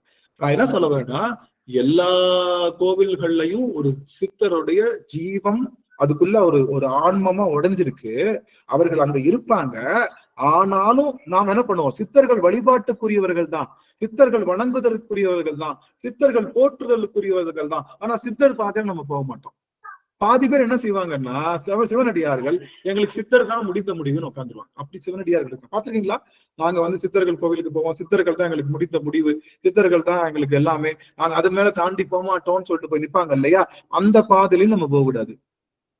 63 நாயன்மார்கள் நமக்கு இருந்தாலும் 63 நாயன்மார்கள் பாதையில நம்ம போகணும். ஆனா அதுலயும் நம்ம சிவத்துக்கிட்ட தான் போய் உபச்சார சிவம் தான் எல்லாருமே. சில பேர் நான் நாயன்மாரை தாண்டி வேற எதுவும் சிந்திக்க மாட்டேங்க அப்படின்னு சொன்னா அதுவும் அங்க புரியுதுதான். நாங்க 12 திருமுறையில எங்களுக்கு ஞானசம்பந்த திருமுறை தாங்க பிடிக்கும், வேற திருமுறை நாங்க பாடவே மாட்டோங்க அப்படின்னு சொல்லிட்டு சிவனடியார்கள் பாத்துருக்கீங்களா? இருக்காங்க. எங்களுக்கு நம்பியாளர்களை தவிர வேற யாரும் பிடிக்காதுங்க அப்படின்னு சொல்றவங்க இருக்காங்க. எனக்கு திருவாசகத்தை தவிர நாங்க வேற எதையுமே நாங்க படிக்க மாட்டோங்க, எங்களுக்கு திருவாசகம் தான் உயிர், மற்ற எதையும் நாங்க நிமிர்ந்து கூட பார்க்க மாட்டோம். அதுவும் தப்பு. ஆக நம்ம சித்தாந்தம், நம்மளுடைய சமயம் நமக்கு என்ன சொல்லுதுன்னா, சிவன்னு சொல்லிக்கிட்டு நிறைய குளறுபடிகள் செய்கின்றவர்கள் இருக்காங்க. சிவனை முழு முதலா பொருளா வைத்துக்கொண்டு அவங்க முக்தியிலையும் அவங்களுடைய வாழ்வியல் நெறியிலையும் நிறைய வேறுபாடுகள் இருக்கிறதா இருக்காங்க. ஆனா சிவனை சரியாக வழிபாடு செய்கின்ற சமயம் எதுன்னா அதுதான் சுத்தாத்வித சைவம். அந்த சைவத்துக்குள்ளதான், அந்த சைவ சமயத்தை தான் இந்த திருவாசக சிந்தனை போதிக்குது. குருவருள்னால வேற எதையும் இங்க மிக்ஸ் பண்ண மாட்டோம்.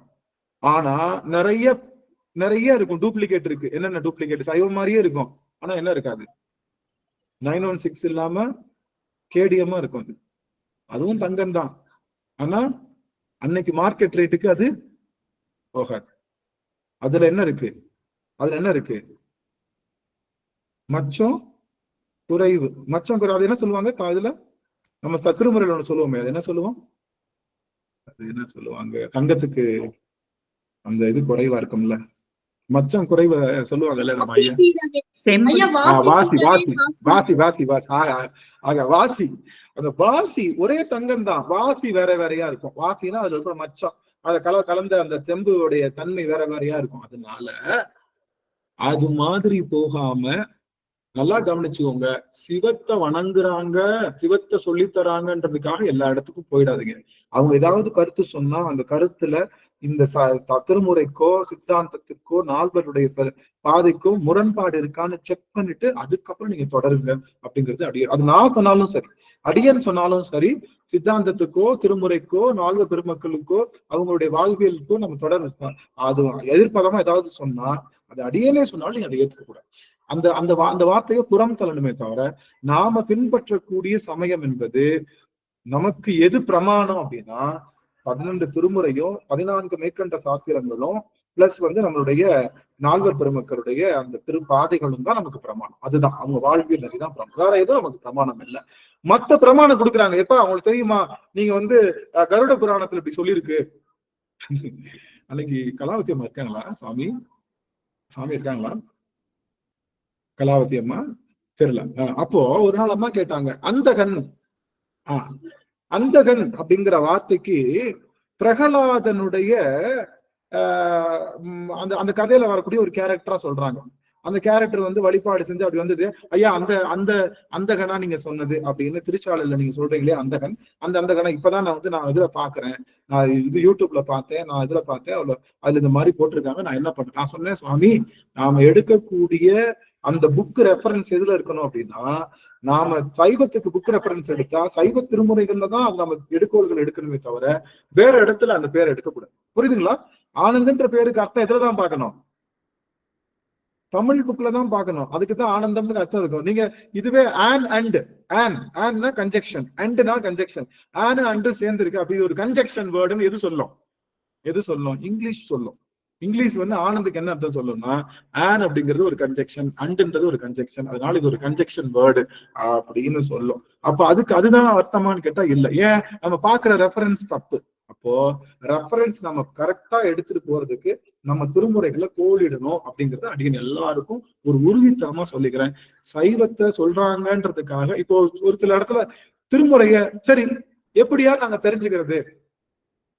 எப்படி தெரிஞ்சுக்கிறது?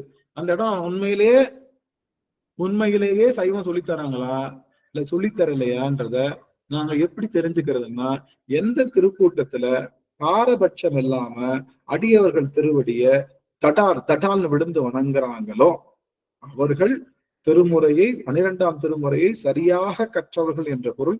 அந்த கற்றவர்கள் விழுங்கும் கனிதான் சிவபெருமான். அந்த கற்றவர்கள் விழுங்கும் கனிதான் நம்முடைய சிவபெருமான்.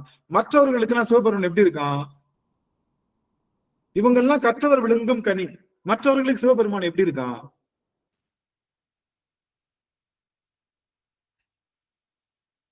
கற்றவர்கள் விழுந்து காயா இருக்காருங்க. காய் சரி காய். அதாவது நல்லா கவனிங்க, ஒரே ஒரு நிமிஷம். கற்றவர் விழுங்கும் கனியை போற்றி அப்படின்னு என்ன அர்த்தம்னா, சில பேர் சிவபெருமான கற்பாங்க, அந்த தோட்டத்துக்கு போவாங்க, சிவம் என்ற கனியை கையில வச்சிருப்பாங்க. ஆனா கடைசி வரைக்கும் என்ன பண்ண மாட்டாங்க? விளங்க மாட்டாங்க, அவனை அனுபவிக்க மாட்டாங்க. அதனால அவர்களுக்கு பெருமான் விளங்க மாட்டான். யார் சித்தாந்தத்தையும் திருமுறையையும் அடியார் திருவடியும் குருநாதர் திருவடியும் சரியா பயின்று இருக்காங்களோ அவர்களால மட்டும்தான் இறைவனை அனுபவிக்க முடியும். அதுதான் கற்றவர் விழுங்கும் கனி. அவங்க எல்லாம் யாருன்னா பர்ச்சேசர், மற்றவங்க எல்லாம் விண்டோ ஷாப்பர். விண்டோ ஷாப்பர் தான் அர்த்தம். அவங்க என்ன பண்ணுவாங்க? காய்கறியை பார்த்துட்டு இது எவ்வளவுங்க, ஆப்பிள் எவ்வளவுங்கன்னு கேட்பாங்க. ஆப்பிள் எவ்வளோ அப்படின்னு கேட்பாங்க. 300 ரூபாய். 300 ரூபாயா அப்படின்னு வச்சிருக்கிறோம். அவர்களுக்கு இறைவனுடைய சுவை தெரியுமா?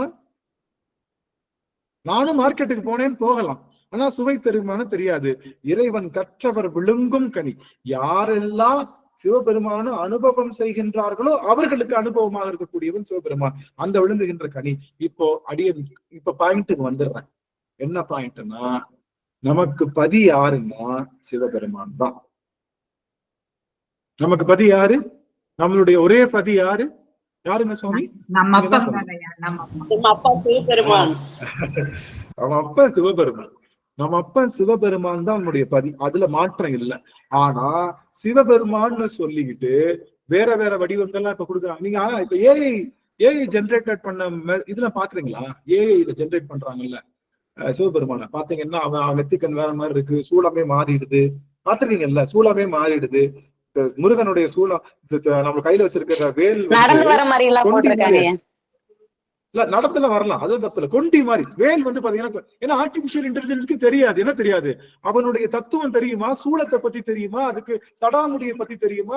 நெற்றி உலர்கன் தெரியுமா? முன்னாடி இந்த டேட்டா வச்சுதான் அது பண்றான்ல. ஆர்டிபிஷியல் இன்டெலிஜென்ஸா வரக்கூடிய கதைகள் எல்லாம் என்ன சொல்லுதுன்னா தப்பா அவனை பத்தி சொல்லுது. அதனால சரியா சிவன் தான். சிவன் யாரு?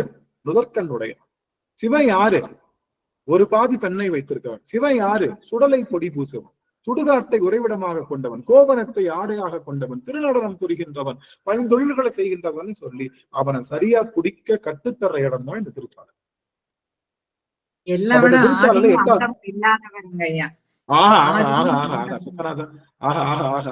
எவ்வளவு அருமையான அவனுடைய இலக்கணம். ஆதியும் அந்தமும் இல்லாத அரும்பெரும் சோதி வடிவானவன் நம்முடைய சொக்கநாதர் அப்படின்றதுனால இப்ப 8வது பாட்டு படிக்கலாம்.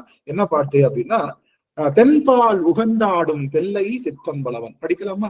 யார் படிக்கிறீங்க? கரம் ஏத்துங்க. யாராவது படிக்கிறீங்கன்னா, தென்பால் உகந்தாடும் தில்லை சிற்றம்பலவன், திருச்சாளர்ல 9வது பாடல். யாரு படிக்கிறீங்க சுவாமி? குழந்தை ஐயா படிங்க. ஐயா படிங்க, பாடுங்க. அதுக்கடுத்து தென்பால் உகந்தாடும் தில்லை சிற்றம்பலவன், பெண்பால் உகந்தான் பெரும்பித்தன் காணேடி, உகந்திலனேல் பேதாய் இருநிலத்தோர் விண்பால் யோகைதி வீடுவர் கான் சாளலோ.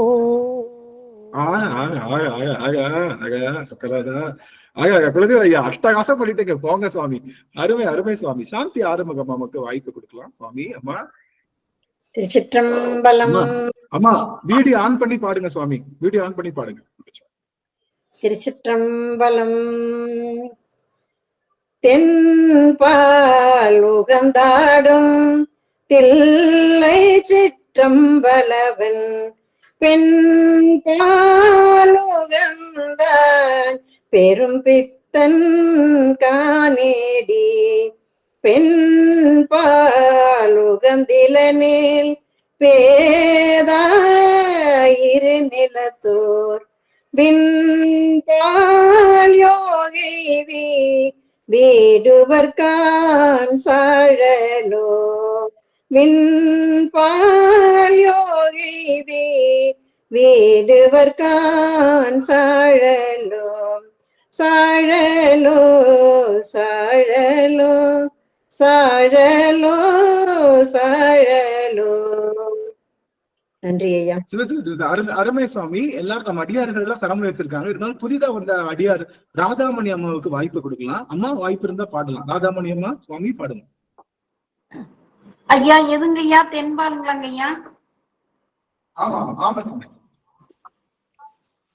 தென்பால் உகந்தாடும் தில்லை சிற்றம்பலவன் பெண்பால் உகந்தான் பெரும்பித்தன் காணேடி பெண்பால் உகந்திலனேல் பேதாயிரு நிலத்தோர் விண்பால் யோகெய்தி வீடுவர்கான் சாழலோ விண்பால் யோகெய்தி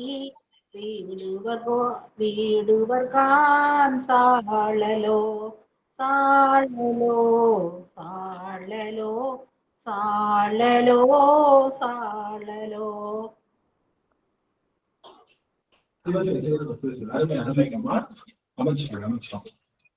அப்படியே தண்ணி மட்டும் கொஞ்சம் எடுத்துக்கிட்டேன்.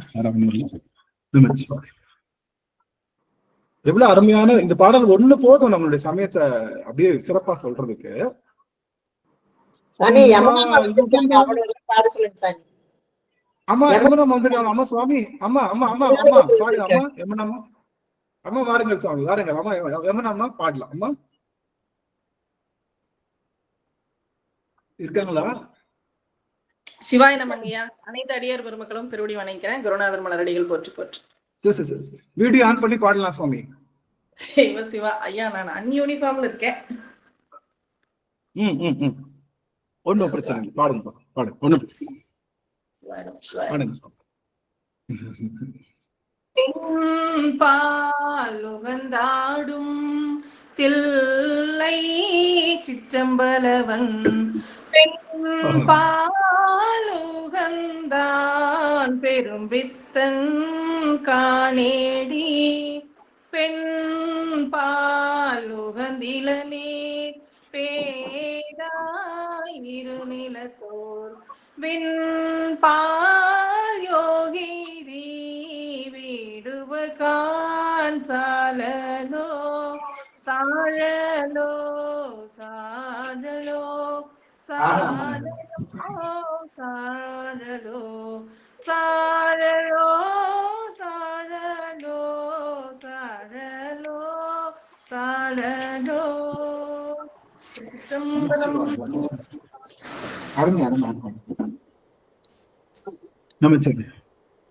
தென்பால் உகந்தாடும் தில்லை சிற்றம்பலவன் தென்பால் உகந்தான் பெரும்பித்தன் காணேடி பெரும்பித்தன் காணேடி பெண்பால் உகந்திரனே பேதாயிரு நிலத்தோர் விண்பால் யோகைதி வீடுவர்கான் சாழலோ வீடுவர்கான் சாழலோ. இப்படி பாடுறாங்க. என்ன கேள்வி அப்படின்னா, ஏன்பா எல்லா சமயத்தும் நல்லா இந்த ஒரு இடம் எனக்காக உங்க எல்லாருடைய திருவடியும் மலரிட்டு கேட்டுக்கிறேன். இந்த ஒரு இடத்துக்கு ஒரு 2 நிமிஷத்துக்கு என் கூட இருங்க. ஒரே 2 நிமிஷம். இது இப்படி உங்களை அடிக்கடி டார்ச்சர் பண்ணுவேன். இது ரொம்ப முக்கியமான இடம். அதனாலதான் கேட்கிறேன். இந்த திருவடியில மலரிட்டு கேட்டு கேட்கிறேன். இந்த இடத்துல என் கூட கொஞ்ச நேரம் இருங்க. எல்லாரும் வேற சிந்தனை இல்லாம எல்லாரும் என் கூட இணைந்துருங்க. ஏன் செய்த வரும் அவங்க எல்லாரையும் பாக்குறேன். நீங்க எல்லா சமயத்திலையும் சுவாமி எப்படி இருக்கா அப்படின்னா, அந்த வீடு பேரு வழங்குகின்ற இறைவன் எப்படி இருக்காரு அப்படின்னா தனியா இருக்காரு. நீங்க மற்ற சமயங்கள்ல நான் பேர் சொல்ல விரும்பல. வேற ஏதாவது சமயம் எடுத்துக்கோங்களேன். பெண்ணோட சேர்ந்து நிப்பானா சுவாமி? பெண்ணோட சேர்ந்து நிப்பானா? நிக்க மாட்டான். பெண்ணோட சேர்ந்து நிக்க மாட்டான். வைரவத்துல கூட சத்யநாராயணன் அப்படிங்கிற வடிவம் இருக்கு. அந்த சுவாமிக்கு என்ன கிடையாது, அங்க லக்ஷ்மியோட சேர்ந்து இருக்க மாட்டான். அவர் தான் முக்திக்கு உரியவன். அவர் தான் முக்திக்கு உரிய அந்த பெருமான். அப்போ மித்த எல்லா சமயங்கள்லயும் பெருமான் என்னவா இருப்பாரு? ஆணாத்தான் இருப்பாரு. மேக்சிமம் ஆணா இருப்பாரு. ஆனா அவங்க என்ன பண்ணுவாங்க? யாரு கூட சேர்ந்து இருக்க மாட்டாங்க. சாக்தம்னு சொல்றோம்ல, கவனிக்கணும், முக்கியமான விஷயம். சாக்தத்துக்கு நமக்கு எவ்வளவு தூரம்? நமக்கும் சாக்தத்துக்கு எவ்வளவு தூரம்? கையை நீட்டினா தொட்டுடலாம். நம்மளுக்கும் சாக்த வழிபாடு பண்றாங்கல்ல, சக்திய வழிபாடு செய்யறாங்கல்ல, நமக்கும் அவங்களுக்கு எவ்வளவு தூரம்? கையை நீட்டினா தொட்டுடலாம், அவ்வளவு தூரம் தான். ஆனா அவங்க வேற, நம்ம வேறதான். என்ன சொல்லுவாங்க அவங்க? அம்பாள் ஒருத்தி தான் நிப்பா கடைசியில. அவங்களுக்கு வழிபாடு என்ன, முறை என்ன? கடைசியில அம்பாள் ஒருத்தி தான் இருப்பா. அவதான் யாருக்கே அருள் செய்வா? சிவனுக்கே அருள் செய்வா. அவ தனியா தான் நிப்பா அப்படின்னு சொல்லுவாங்க. அவ தனியா நிக்கிறா. சத்யநாராயணன் தனியா நிக்கிறாரு, மகாவீரர் தனியா நிக்கிறாரு, புத்தர் தனியா நிக்கிறாரு, ஏசுநாதர் தனியா நிக்கிறாரு, மற்ற இறைவன் கடவுள்கள் எல்லாமே தனியா தனியா நிக்கிறாங்க. அப்படி இருக்கிறப்போ கேக்குறாங்க கேள்வி, அப்படித்தானே இருக்கணும், அப்படித்தானே இருக்கணும். ஆனா அவங்க அப்பா என்ன பண்றான்? தென்பால் உகந்தாடும். எப்பவுமே தெற்கு நோக்கி ஆடுவான். யாரு? நீங்க எல்லா கோவில்லையும் நடராஜர் எப்படிதான் இருப்பாரு? தெற்கு நோக்கிதான் இருப்பாரு. தெற்கு நோக்கி. தென்பால் உகந்தாடும் சிற்றம்பலவன். உங்க அப்பா எப்பயுமே தென்பால் ஆடுகின்றானே, அவன் என்ன பண்றான்னா, ஆடுறப்போ ஒரு பொம்பளை துணைக்கு வச்சு ஆடுறானே, ஒரு பெண்பாலும் உகந்து ஆடுகின்றானே. அது என்ன காரணம்? எங்க சமயத்துல, பௌத்த சமயத்துல யாரு சாமி கடவுள்? உங்களுக்கு கடவுளே இல்ல. அது ஒரு கொள்கை இருக்கு. ரெண்டு கொள்கை இருக்கு பக்தர்களுக்கு. மகாயானம், ஹீனயானம், ரெண்டு வகை உண்டு. மகாயானத்துல என்ன அப்படின்னா, பௌத்தர் புத்தரையே கடவுளா சொல்லுவாங்க. ஹீனயானத்துல கடவுளே இல்லைன்னு சொல்லுவாங்க. அதுல அவங்களுக்குள்ள இப்போ பௌத்தர் என்ன சொல்றாங்க? தனியா தானே இருக்கணும் முக்தி வழங்குறப்போ. பெண்ணோட சேர்ந்து இருந்தா எப்படி முக்தி வழங்க முடியும்? அது சிற்றின்பத்தை தானே கொடுக்கும். கேட்கிற கேள்வி புரியுதுங்களா? நான் சொல்ற கேள்வி. பெண்ணோட சேர்ந்து இருந்தா அது சிற்றின்பத்தை தானே குடிக்கும். அது எப்படி முக்தி வீட குடிக்கும்? அப்ப முக்தி பெறணும்னா தனித்துதான் நிக்கணும், தனித்துதான் ஆடணும். தென்பால் உகந்தாடும் சிற்றம்பலவன், பெண்பால் உகந்தான் பெரும் பித்தன். அப்ப அவன் யாரு? பெண் மேல பித்தனா இருக்கான்னு சொல்லலாமா? முக்தி தரவன் என்ன நோக்கத்துல இருக்கணும்? நல்லா கவனிங்க. முக்தி தரவன் என்ன நோக்கத்துல இருக்கணும்? வர்றவங்களுக்கு முக்தி தரணும் தானே இருக்கணும். அதை விட்டு அவனே ஒரு பெண்ணை கையில பக்கத்தை வச்சுக்கிட்டு அந்த பெண்ணோட அவன் குதூகலிச்சுக்கிட்டு இருந்தான்னா உங்களுக்கு எப்படி அது முக்தி கிடைக்கும்? அது எப்படி சாத்தியமாகும்னு கேட்கலாம். ஏன்னா எந்த சமயத்திலையும் நீங்க இறைவனுக்கு நிறைய வடிவங்கள் உண்டு. ஆனா முக்தி தர்றப்ப சாமி எப்படி இருப்பாரு? இறைவனுக்கு நிறைய, இன்னைக்கு நம்ம வைணவமா இருக்கட்டும், நம்மளுடைய சாக்தமா இருக்கட்டும், எல்லா இடத்துலயும் அம்பாளுக்கு திருமாங்கல்யம் சாத்துவாங்க. அவ ரொம்ப சேர்ந்துதான் இருப்பா, தீர்க்க சுமங்கலியா தான் இருப்பா. எல்லாம் சேர்ந்து இருந்தாலும் அவன் முக்தி சாக்கத்துல முக்தி கொடுக்கிறப்போ ஆதிபராசக்தியா நின்று அவன் முக்தி தருவா. எல்லாம் தனியா தான் நிற்பான், யாரு கூடயும் சேர மாட்டான். புரியுதுங்களா? அவளுடைய சக்தியில கூறாத்தான் அன்னை பார்வதியும் மகாலட்சுமியும் எல்லாம் இருக்காங்க. அவங்களோட ஹஸ்பண்ட்ஸ் தான் அவங்கன்னு சொல்லி அப்படி கொண்டு போவாங்க. ஆனா அதே போல நம்முடைய வைணவத்திலையும் பெருமான் அரங்கநாதனா அவங்க பள்ளி கொண்டிருக்காங்க இல்லையா, அங்க அவன் பயின்றிருப்பான். ஆனா அவனுடைய திருவடியில அன்னையர்கள் இருவரும் இருப்பாங்க. அப்படி அங்க கொடுக்குறாங்க. ஆனா இங்க இவன் ஆடுறான். யாரு? அவன் மேலேயே தோல் போட்டு ஆடுறான், அவ கூடயே சேர்ந்து ஆடுறானே. இவன் எப்படி முக்திக்குரியவனா நீ சொல்ற கேட்கிறான். தென்பால் உகந்தாடும் தில்லை சிற்றம்பலவன், பெண்பால் உகந்தான் பெரும் பித்தன் காணேடி. பொண்ணு மேல போய் ஒரு மோகத்துல இருக்கிறவன் எப்படி அவன் காட்ட முடியும்? அவன் எப்படி ஒரு முக்தியை தர முடியும்? கேள்வி கரெக்டா கரெக்ட் இல்லையா? அவங்க பாயிண்ட் ஆஃப் வியூல கேள்வி கரெக்டா கரெக்ட். நீங்க தான் சொல்லணும். கேள்வி கரெக்டா கரெக்ட் இல்லையா? கேள்வி கரெக்ட். கேள்வி கரெக்ட். நம்ம பாயிண்ட் ஆஃப் அவங்க சொல்றது கரெக்ட் தானே. முக்தி என்பதுக்கு நீங்க எப்படி பெண்பால் உகந்தாடுகின்றவனை நம்ம எடுக்க முடியும்னு கேட்க. நம்ம சமயத்துல, நம்ம சமயம் இல்ல, மற்ற எல்லா சமயத்திலும் என்ன சொல்றாங்க? எல்லா சமயத்துல என்ன சொல்றாங்க? பிறவி என்பது என்ன? பிறவி எத்தனை பிறவி? மேக்சிமம் மற்ற சமயத்துல பிறவிகள் எத்தனை சொல்றாங்க? ஒரே பிறவிதான் சொல்றாங்க ஐயா. 7 பேர். ஒரே பிறவிதான் இல்ல, ஒரு பிறவிதான். சமயங்கள்ல நம்ம மற்ற சமயங்கள்ல ஏத்துக்கிறது இல்லைங்கய்யா. ஆனா நம்மளுடைய வைணவத்துல மறுபிறப்பு கொள்கை உண்டு, சாக்தத்துல மறுபிறப்பு கொள்கை உண்டு. மற்றதெல்லாம் இருந்தாலும் கூட மறுபிறப்பு கொள்கையை அவங்க ஏத்துக்கிறது இல்ல. இங்க என்ன சொல்லப்படுது? நான் நல்லா கவனிங்க, நல்லா கவனி. முக்கியமான செய்தி இது. என்ன சொல்றோம் அப்படின்னா, இந்த கருத்து எந்த சமயத்துக்கு இருக்கும்னு தெரியல. அவங்க என்ன சொல்றாங்கன்னா, இந்த ஆன்மா அதுக்கு என்ன இருக்கு? நம்ம முதுகுல அழுக்கு இருக்கு, என்ன பண்ணணும்? முதுகுல அழுக்கு இருக்கு, என்ன பண்ணணும்? கழுவிடணுங்க ஐயா. கழுவணும். சரி. சரி, வேற என்ன பண்ணலாம்? ஈஸியான கேள்விதான், ஏன் எல்லாரும் திணறாங்கன்னு தெரியலையே. முதுகுல அழுக்கு இருக்கு, என்ன பண்ணணும்? செய்யணுங்க ஐயா. தேய்ச்சி கழுவணும். தேய்ச்சி அருமை. சாந்தி அம்மா சொன்னதுதான் அருமை. தேய்க்கணும் முதல்ல. நீங்க சில நான் என்ன எதிர்பார்த்து தெரியுமா? நீங்க எல்லாரும் குளிக்கணும்னு சொல்லுவீங்கன்னு எதிர்பார்த்தேன். குளிக்கிறப்ப வெறும் தண்ணியை மட்டும் ஊத்திட்டு வந்து என்ன ஆகாது? என்ன ஆகாது? அதுக்கு போகாது.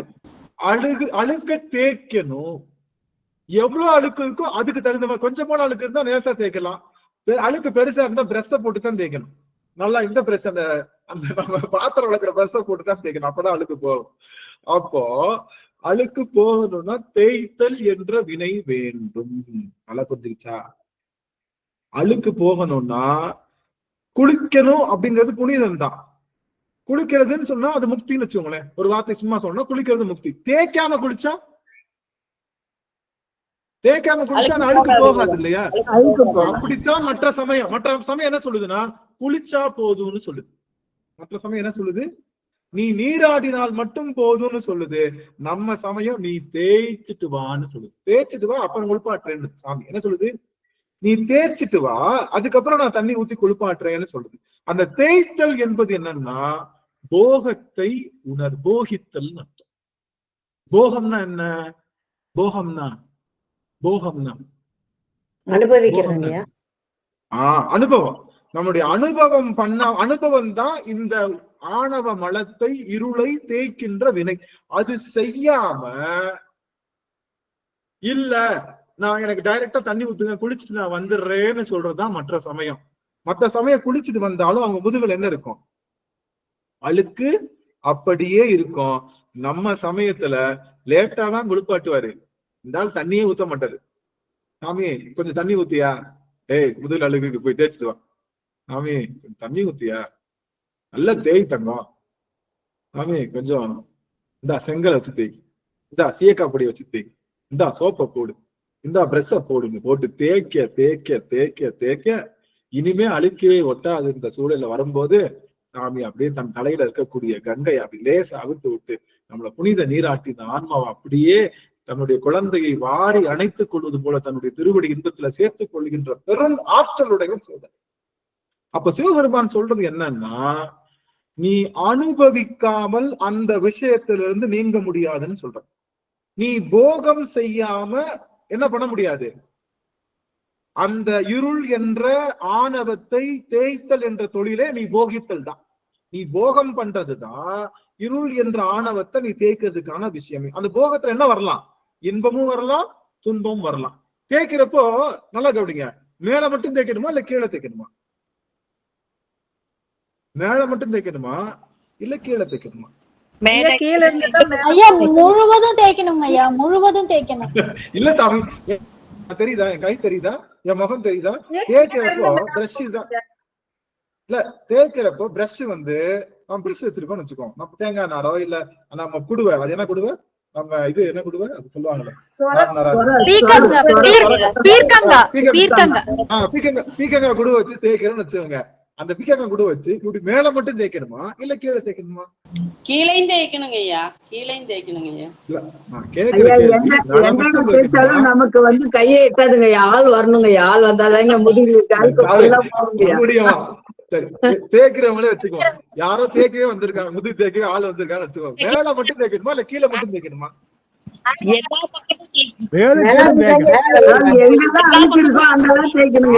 அழுக்கு இருக்கிற இடம் தேய்க்கணுங்க ஐயா. இல்ல பொன்முடியமா புரிச்சுக்கோங்க, கேள்வியை புரிச்சுக்கோங்க. அழுக்கு இருந்துச்சு தெரிஞ்சு போச்சு, எல்லாம் தெரிஞ்சு போச்சு. மேல மட்டும் தேய்க்கணுமா கீழே மட்டும் தேய்க்கணுமா கேள்வி. அதுக்கு ஆன்சர் என்னன்னா மேலையும் தேய்க்கணும், இப்படியும் தேய்க்கணும், இப்படியும் தேய்க்கணும். அப்பதான் போதும் அழுக்கு. நீங்க இப்படி மட்டும் தேய்ச்சா அழுக்கு போகுமா? இல்ல கீழே மட்டும் தேய்ச்சா அழுக்கு போகும். மேலையும் கீழையும் தேய்ச்சாதான் அவருடைய முழு அழுக்கும் போகும். அது போல இன்பமும் வேணும், துன்பமும் வேணும். இன்பமும் வேணும் நமக்கு, துன்பமும் வேணும். இந்த ரெண்டு அனுபவம் இருந்தா தான் எதை நீக்க முடியும்? இந்த இருள் என்ற ஆணவ திடப்பொருளை நாம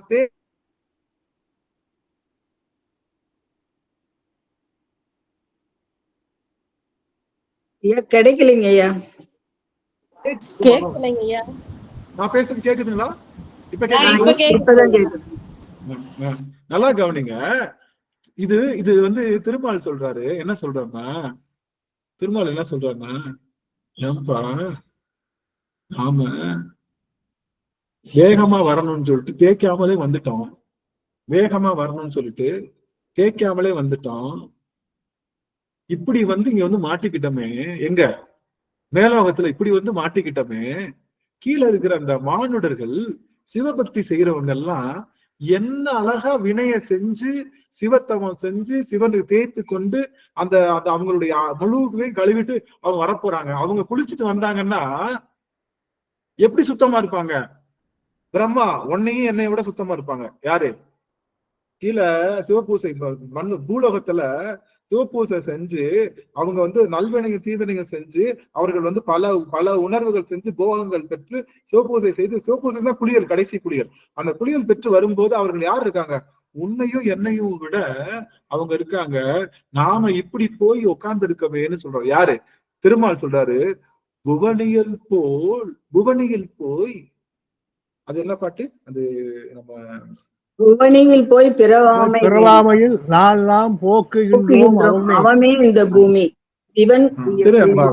திருவம்பாவை புவனி ஒரு நிமிஷம். திருவம்பாவை தான், திருவம்பாவை. அந்த பாட்டு கரெக்டா சொல்லுங்க. திருப்பள்ளி எழுச்சிங்கய்யா. திருப்பள்ளி எழுச்சி. ஆமா, திருப்பள்ளி எழுச்சி. 20வது இதுங்கய்யா. 20வது தலைப்பு. எடுங்க. புவனியில் போய் பிறவாமையில் நாள் நாம் போக்குகின்றோம் அவமே.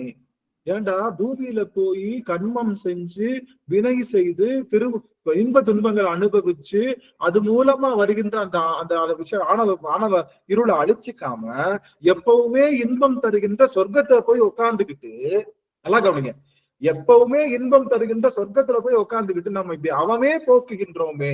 இந்த பூமி சிவன் உய்ய கொள்ள ஆறு என்று நோக்கி திருப்பெருந்துறை உறைவாய் திருமாலும் அவன் விருப்பு எய்தவும் அலரவன் ஆசைப்படவும் நின் அலர்ந்த மெய்க்கருணை நீயும் அவனியில் புகுந்தியவை ஆட்கொள்ள வல்லாய் ஆரமுதே பள்ளி எழுந்தருளாய். என்ன வார்த்தை! அப்ப நாமெல்லாம் யாரு? திருமால் ஆசை ஏங்குறாரு. என்னடா பூமிக்கு வர முடியாம சிவபூசை பண்ண முடியாம இன்ப துன்ப நுகர்வு இல்லாம எப்பவுமே இன்பத்தை நுகர்ந்து இருக்கிறது எவ்வளவு பெரிய கொடுமை தெரியுமான்றாரு. நரகத்துல இருக்கிறவங்க என்ன நினைக்கிறாங்க? எப்பவுமே துன்பத்தை ஏற்படுத்திக்கிட்டு இருக்கோமே. ஆனா அந்த பூமியில இருக்கிறவங்களுக்கு தான் என்ன உண்டு? இன்பமும் துன்பமும் மாறி மாறி வந்து அவங்க இன்பமா இருக்கிறப்ப சொர்க்கமும் துன்பமா இருக்கிறப்ப நரகமும் ரெண்டையும் ஒரே இடத்துல அனுபவிச்சு ரெண்டும் ஒண்ணுன்னு என்ற எண்ணம் எப்ப வருதோ அவர்களுக்கு அப்ப அழுக்கு நீங்க இன்பமும் துன்பமும் ஒண்ணுமே இல்லப்பா, ரெண்டும் ஒண்ணுதான்ப்பான்ற எண்ணம். அந்த எண்ணம் எங்கதான் வரும்? பூமியில மட்டும்தான் வரும். அதுவும் பூமியில என்ன பண்ணணும்? அவர்கள் என்ன பண்ணணும்? சிவபூசை செய்யணும், சிவபூசை பண்ணணும். போகம் என்று போகித்தல் செய்தால்தான் வரும். போகம்னா அந்த அந்த அனுபவங்கள் பெற்றால்தான் நீங்க முடியும். அப்போ சாமி சொல்றாரு, என்ன பாட்டு இதுக்கு என்ன ஆன்சர் சொல்றாரு? நான் கவனிங்க. பெண்பால் உகந்திலனேன் பேதாயிரு நிலத்தார் விண்பால் யோகைதி வீடுவ கான்சாளலோ. எப்பா, எங்க அப்பனுக்கு யோகமும் சொல்லித்தர தெரியும், எங்க அப்பனுக்கு போகமும் சொல்லித்தர தெரியும். அவன் யோக வடிவமாக தட்சிணாமூர்த்தியாக அமர்ந்திருக்கான். அவன் வேக வடிவமாக கால பைரவராகவும் நம்மளுடைய அக்னி வீரபத்திரராகவும் அமர்ந்திருக்கான். அவன் போக வடிவமாக பெண்பால் உகந்தும் ஆடுகின்றான். 3 வடிவம் இருந்தாலும் அவன் பெண்பால் உகந்தான். ஏன் ஆடும்போது பெண்ணை உகந்து ஆடுகின்றான்னா, நல்லா கவனிங்க, இந்த ஆன்மாக்களுக்கு என்ன வேணும்? தன்னுடைய இருளை அழிச்சுக்கணும்னா என்ன வேணும்? ஆன்மாக்கள் தன்னுடைய இருளை அழிக்கணும்னா என்ன வேணும்? அனுபவம் வேணும். ஆமா, இந்த ஆன்மாவுக்கு நல்லா கவனிக்கணும். இந்த ஆன்மாவுக்கு இருள் என்ற சடப்பொருளை அழிக்கணும், தேய்க்கணும்னா தேய்க்கிறதுக்கு ஒரு இடம் வேணும். ஆமாவா இல்லையா? இப்போ நான் எல்லாருமே யோகம் பண்ணிட்டுன்னு வச்சுக்கோங்க. நான் யோகம் பண்றேன். யோகம் பண்ண என்ன அர்த்தம்? எனக்கு என்ன இல்ல, துறவு. யோகம்னா துறவு. நான் துறவு கோலத்துல நிக்கிறேன் அப்படின்னா இன்னொரு ஆன்மாவுக்கு உடல் கிடைக்குமா?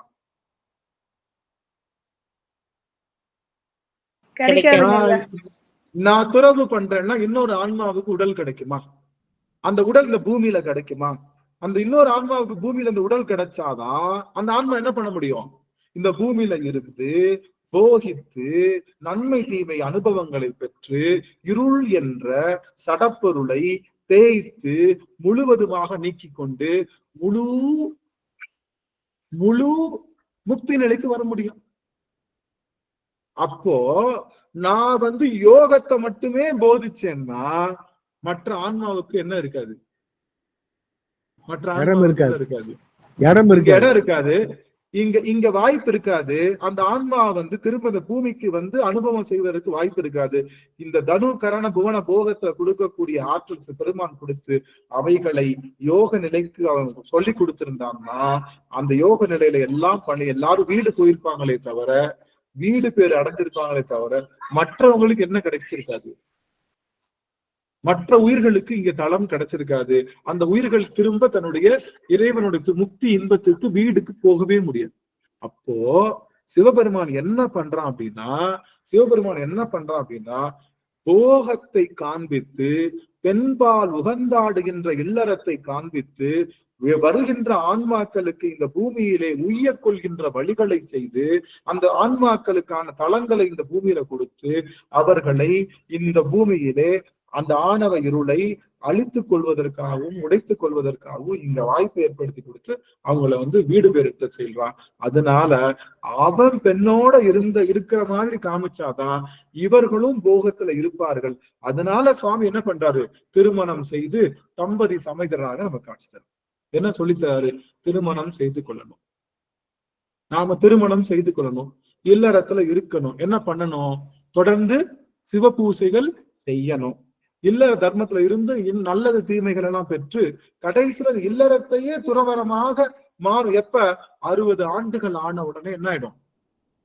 காமத்து மேல ஆசை இருக்காது, காசு மேல ஆசை இருக்காது, கல்யாண காட்சிக்கு போகணும்னு ஆசை இருக்காது, கழுத்துல நகை போடணும்னு ஆசை இருக்காது, எனக்கு அந்த பொருள் ஆசை இருக்காது, எந்த பொருள் ஆசை இருக்காது, எதுலயுமே ஆசை இல்லாம கணவன் மனைவர் என்று 2 பேருமே, அந்த கணவன் மனைவர் 2 பேருமே நமக்கு என்னவா இருக்காங்க? கணவன் மனைவர் 2 பேருமே இறைவனுடைய அந்த முழு துறவு நிலையில வந்துட்டாங்க. எங்க ஸ்டார்ட் பண்ணாங்க? போகத்துல ஸ்டார்ட் பண்ணாங்க. இல்லற வாழ்க்கை எங்க நிறைவுறுது? போகத்தை தான் ஸ்டார்ட் பண்ணாங்க. ஆண் பெண் இருவரும் போகத்தை தான் ஸ்டார்ட் பண்ணாங்க. அந்த ஒரே பொருளை திரும்ப திரும்ப போகிக்கும் போது என்ன ஆயிடும்? அந்த பொருள்ல தெவிட்டும் நிறைவும் ஏற்பட்டு அந்த பொருளினுடைய கவர்ச்சியிலிருந்து நீங்கிருவோம். அந்த போகம் என்னவா மாறிடுச்சு? யோகமா மாறிடுச்சு. ஆனா இல்லறம்ன்ற போகம் யோகமா மாறும். துறவரம்ன்ற போகத்துல திரும்ப போகம் வருமா? நீங்க துறவரத்துல இருக்கீங்க, திரும்ப போகிச்சு என்ன ஆயிடும்? நீங்க டீகிரேட் வராது. அதனால இல்லறம் சிறந்ததா துறவரம் சிறந்ததான்னு கேட்டா இல்லறம் சிறந்தது. ஏன்னா இல்லறத்துல என்ன உண்டு? இல்லறத்துல துறவரம் உண்டு. இல்லறத்துல துறவரம் உண்டு. ஆனா துறவரத்துல இல்லறம் இல்ல. ஏன் இல்லறத்துல இருந்து பண்ணணும் அப்படின்னா இல்லறம் என்பது வருகின்ற ஆன்மாக்களுக்கு வழிவகை செய்வதற்காக அமைவதனால இறைவன் அந்த ஆன்மாவுக்கு உடல் தரணும் இல்ல. அப்ப இந்த ஆன்மாக்கள் போகித்து இருந்தா இந்த வருகின்ற சின்ன உடல் இருக்குல்ல, நம்ம புள்ள கொடுக்குற டார்ச்சருக்கு தெரியுமா? அதனாலேயே 10 பேர் சாமியார போனவங்க உண்டு. பிள்ளைங்க கொடுக்குற டாக்டர்ல சாமியார போனவங்க உண்டு. நிறைய பேர் ஆத்தடி இந்த குழந்தை வேணும்னு நான் கோயில் கோயிலா தவட்டமா பெத்தேனே, இந்த பிள்ளை என்னைய இப்படி பாடாப்படுத்துது, நான் அதே எந்த காசியில போய் இவனை கேட்டேனோ அந்த காசிலே இவன் எனக்கு வேணான்னு சொல்லி இவன் பேரை எழுதி கங்கையில எழுதி விட்டுட்டு வந்தா எனக்கு சந்தோஷம் சாமின்னு அங்கேயே போய் சாமியார போறாங்க. அதனால நல்லா கவனிங்க. அம்மா அருமையான கேள்வி கேட்டாங்க யமுனா அம்மா. அப்ப போகம் செய்பவர்களுக்கு நம்மளுடைய சமயத்துல முக்தி இல்லையானா போகத்துலதான் முக்தி. நல்லா கவனிங்க. போகம் செஞ்சாதான் முக்தி, மாற்று கருத்தே இல்ல. ஆனா இல்லறம் எங்க போய் முடியும்? மன்னிக்கணும், யோகத்துலதான் முக்தி. ஆனா இல்லறம் எங்க தான் போய் முடியும்? துறவரத்தோட முடியும். யோகத்துக்கு போயிடும். யோகத்துக்கு போய் முடிஞ்சிடும். யோகம்னா என்ன? போக்கஸ், பல பொருள்ல சிதறன அந்த மனசு போயிடுச்சு. அதனாலதான் அந்த காலத்துல 20 வயசுலயே கல்யாணம் முடிச்சாங்க. அந்த பிள்ளைக்கு அந்த 35 வயசு 40 வயசுல தெவிட்டுரும். 55-60 வயசுல அது வந்து போகத்துக்கு போயிடும். இப்ப கல்யாணம் முடிக்கிறதே 40 வயசுன்றப்போ பாவம். ஐயா நீங்க மியூட் பண்ணிக்கலாம் குழந்தைகள் ஐயா. இப்ப கல்யாணம் முடிக்கிறதே 40 வயசுன்றப்போ அது என்னைக்கு போகத்துக்கு போய் என்னைக்கு யோகத்துக்கு போய் அது கடைசி வரைக்கும் போகாம முடிஞ்சிடும்.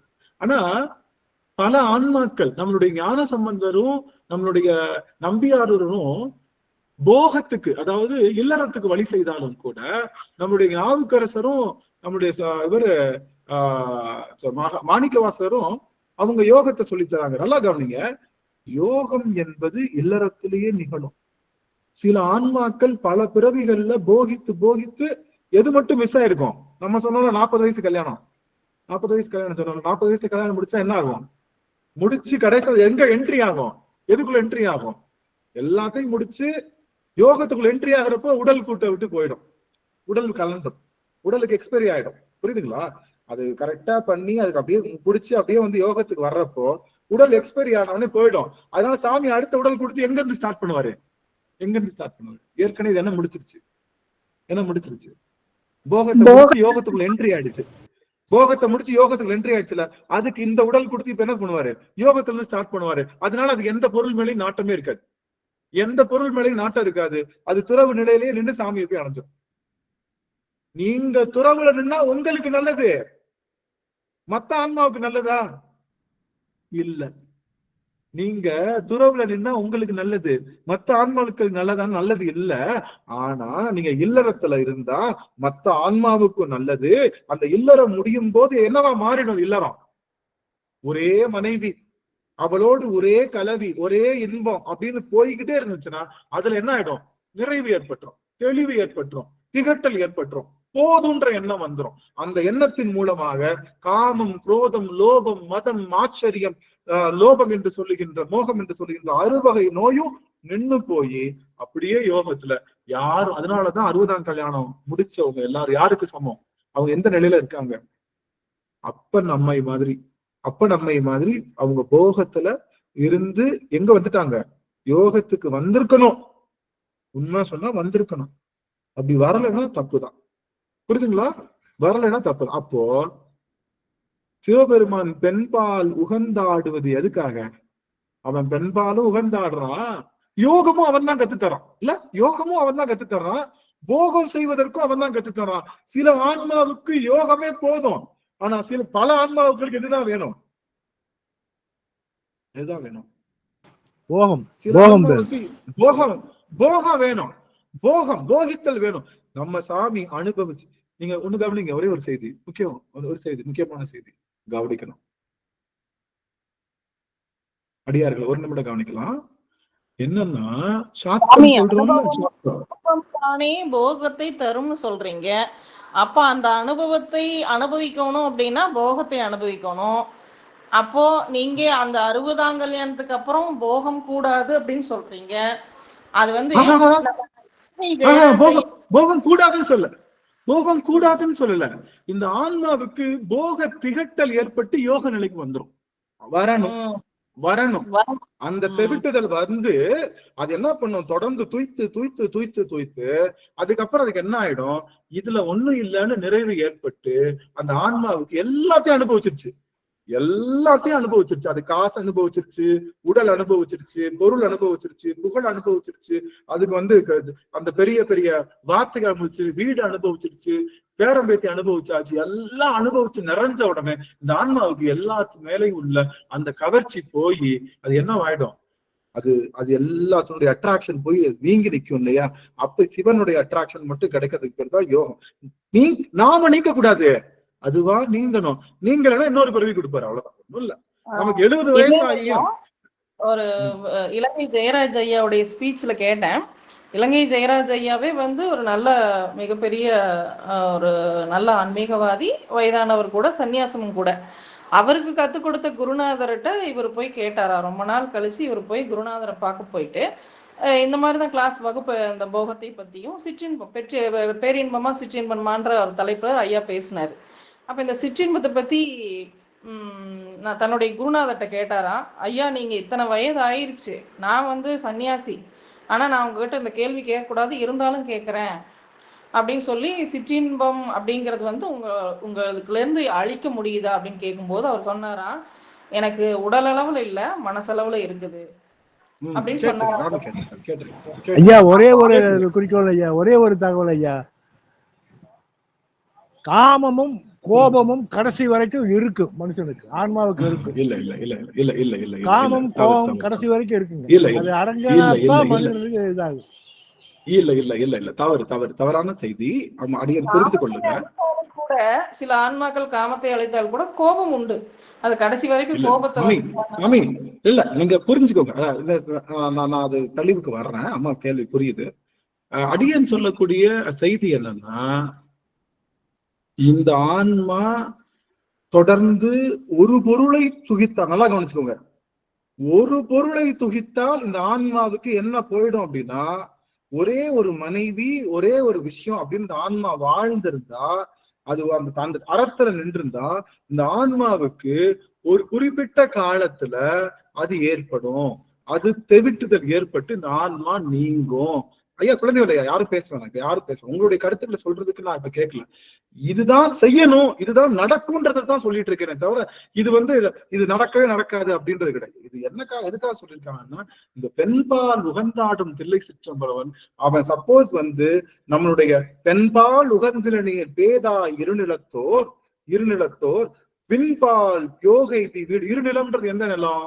இருநிலம் என்பது எந்த நிலம்னா மேல், அதாவது நம்மளுடைய நரக சொர்க்கம் என்று சொல்லக்கூடிய நரகத்திலே எல்லாரும் தங்கிடுவாங்க, சொர்க்கத்திலே எல்லாரும் தங்கிடுவாங்க. எங்க யாருக்கு எங்க கிடையாது, இறைவனுடைய திருவடி என்ற விஷயமே கிடையாது. இவங்க பின்பால் எல்லாரும் என்ன பண்ணிடுவாங்க, வந்தவங்க எல்லாம் யோகம் செஞ்சு அவர்கள் எல்லாம் வீடு பேரு அடைஞ்சிருவாங்க.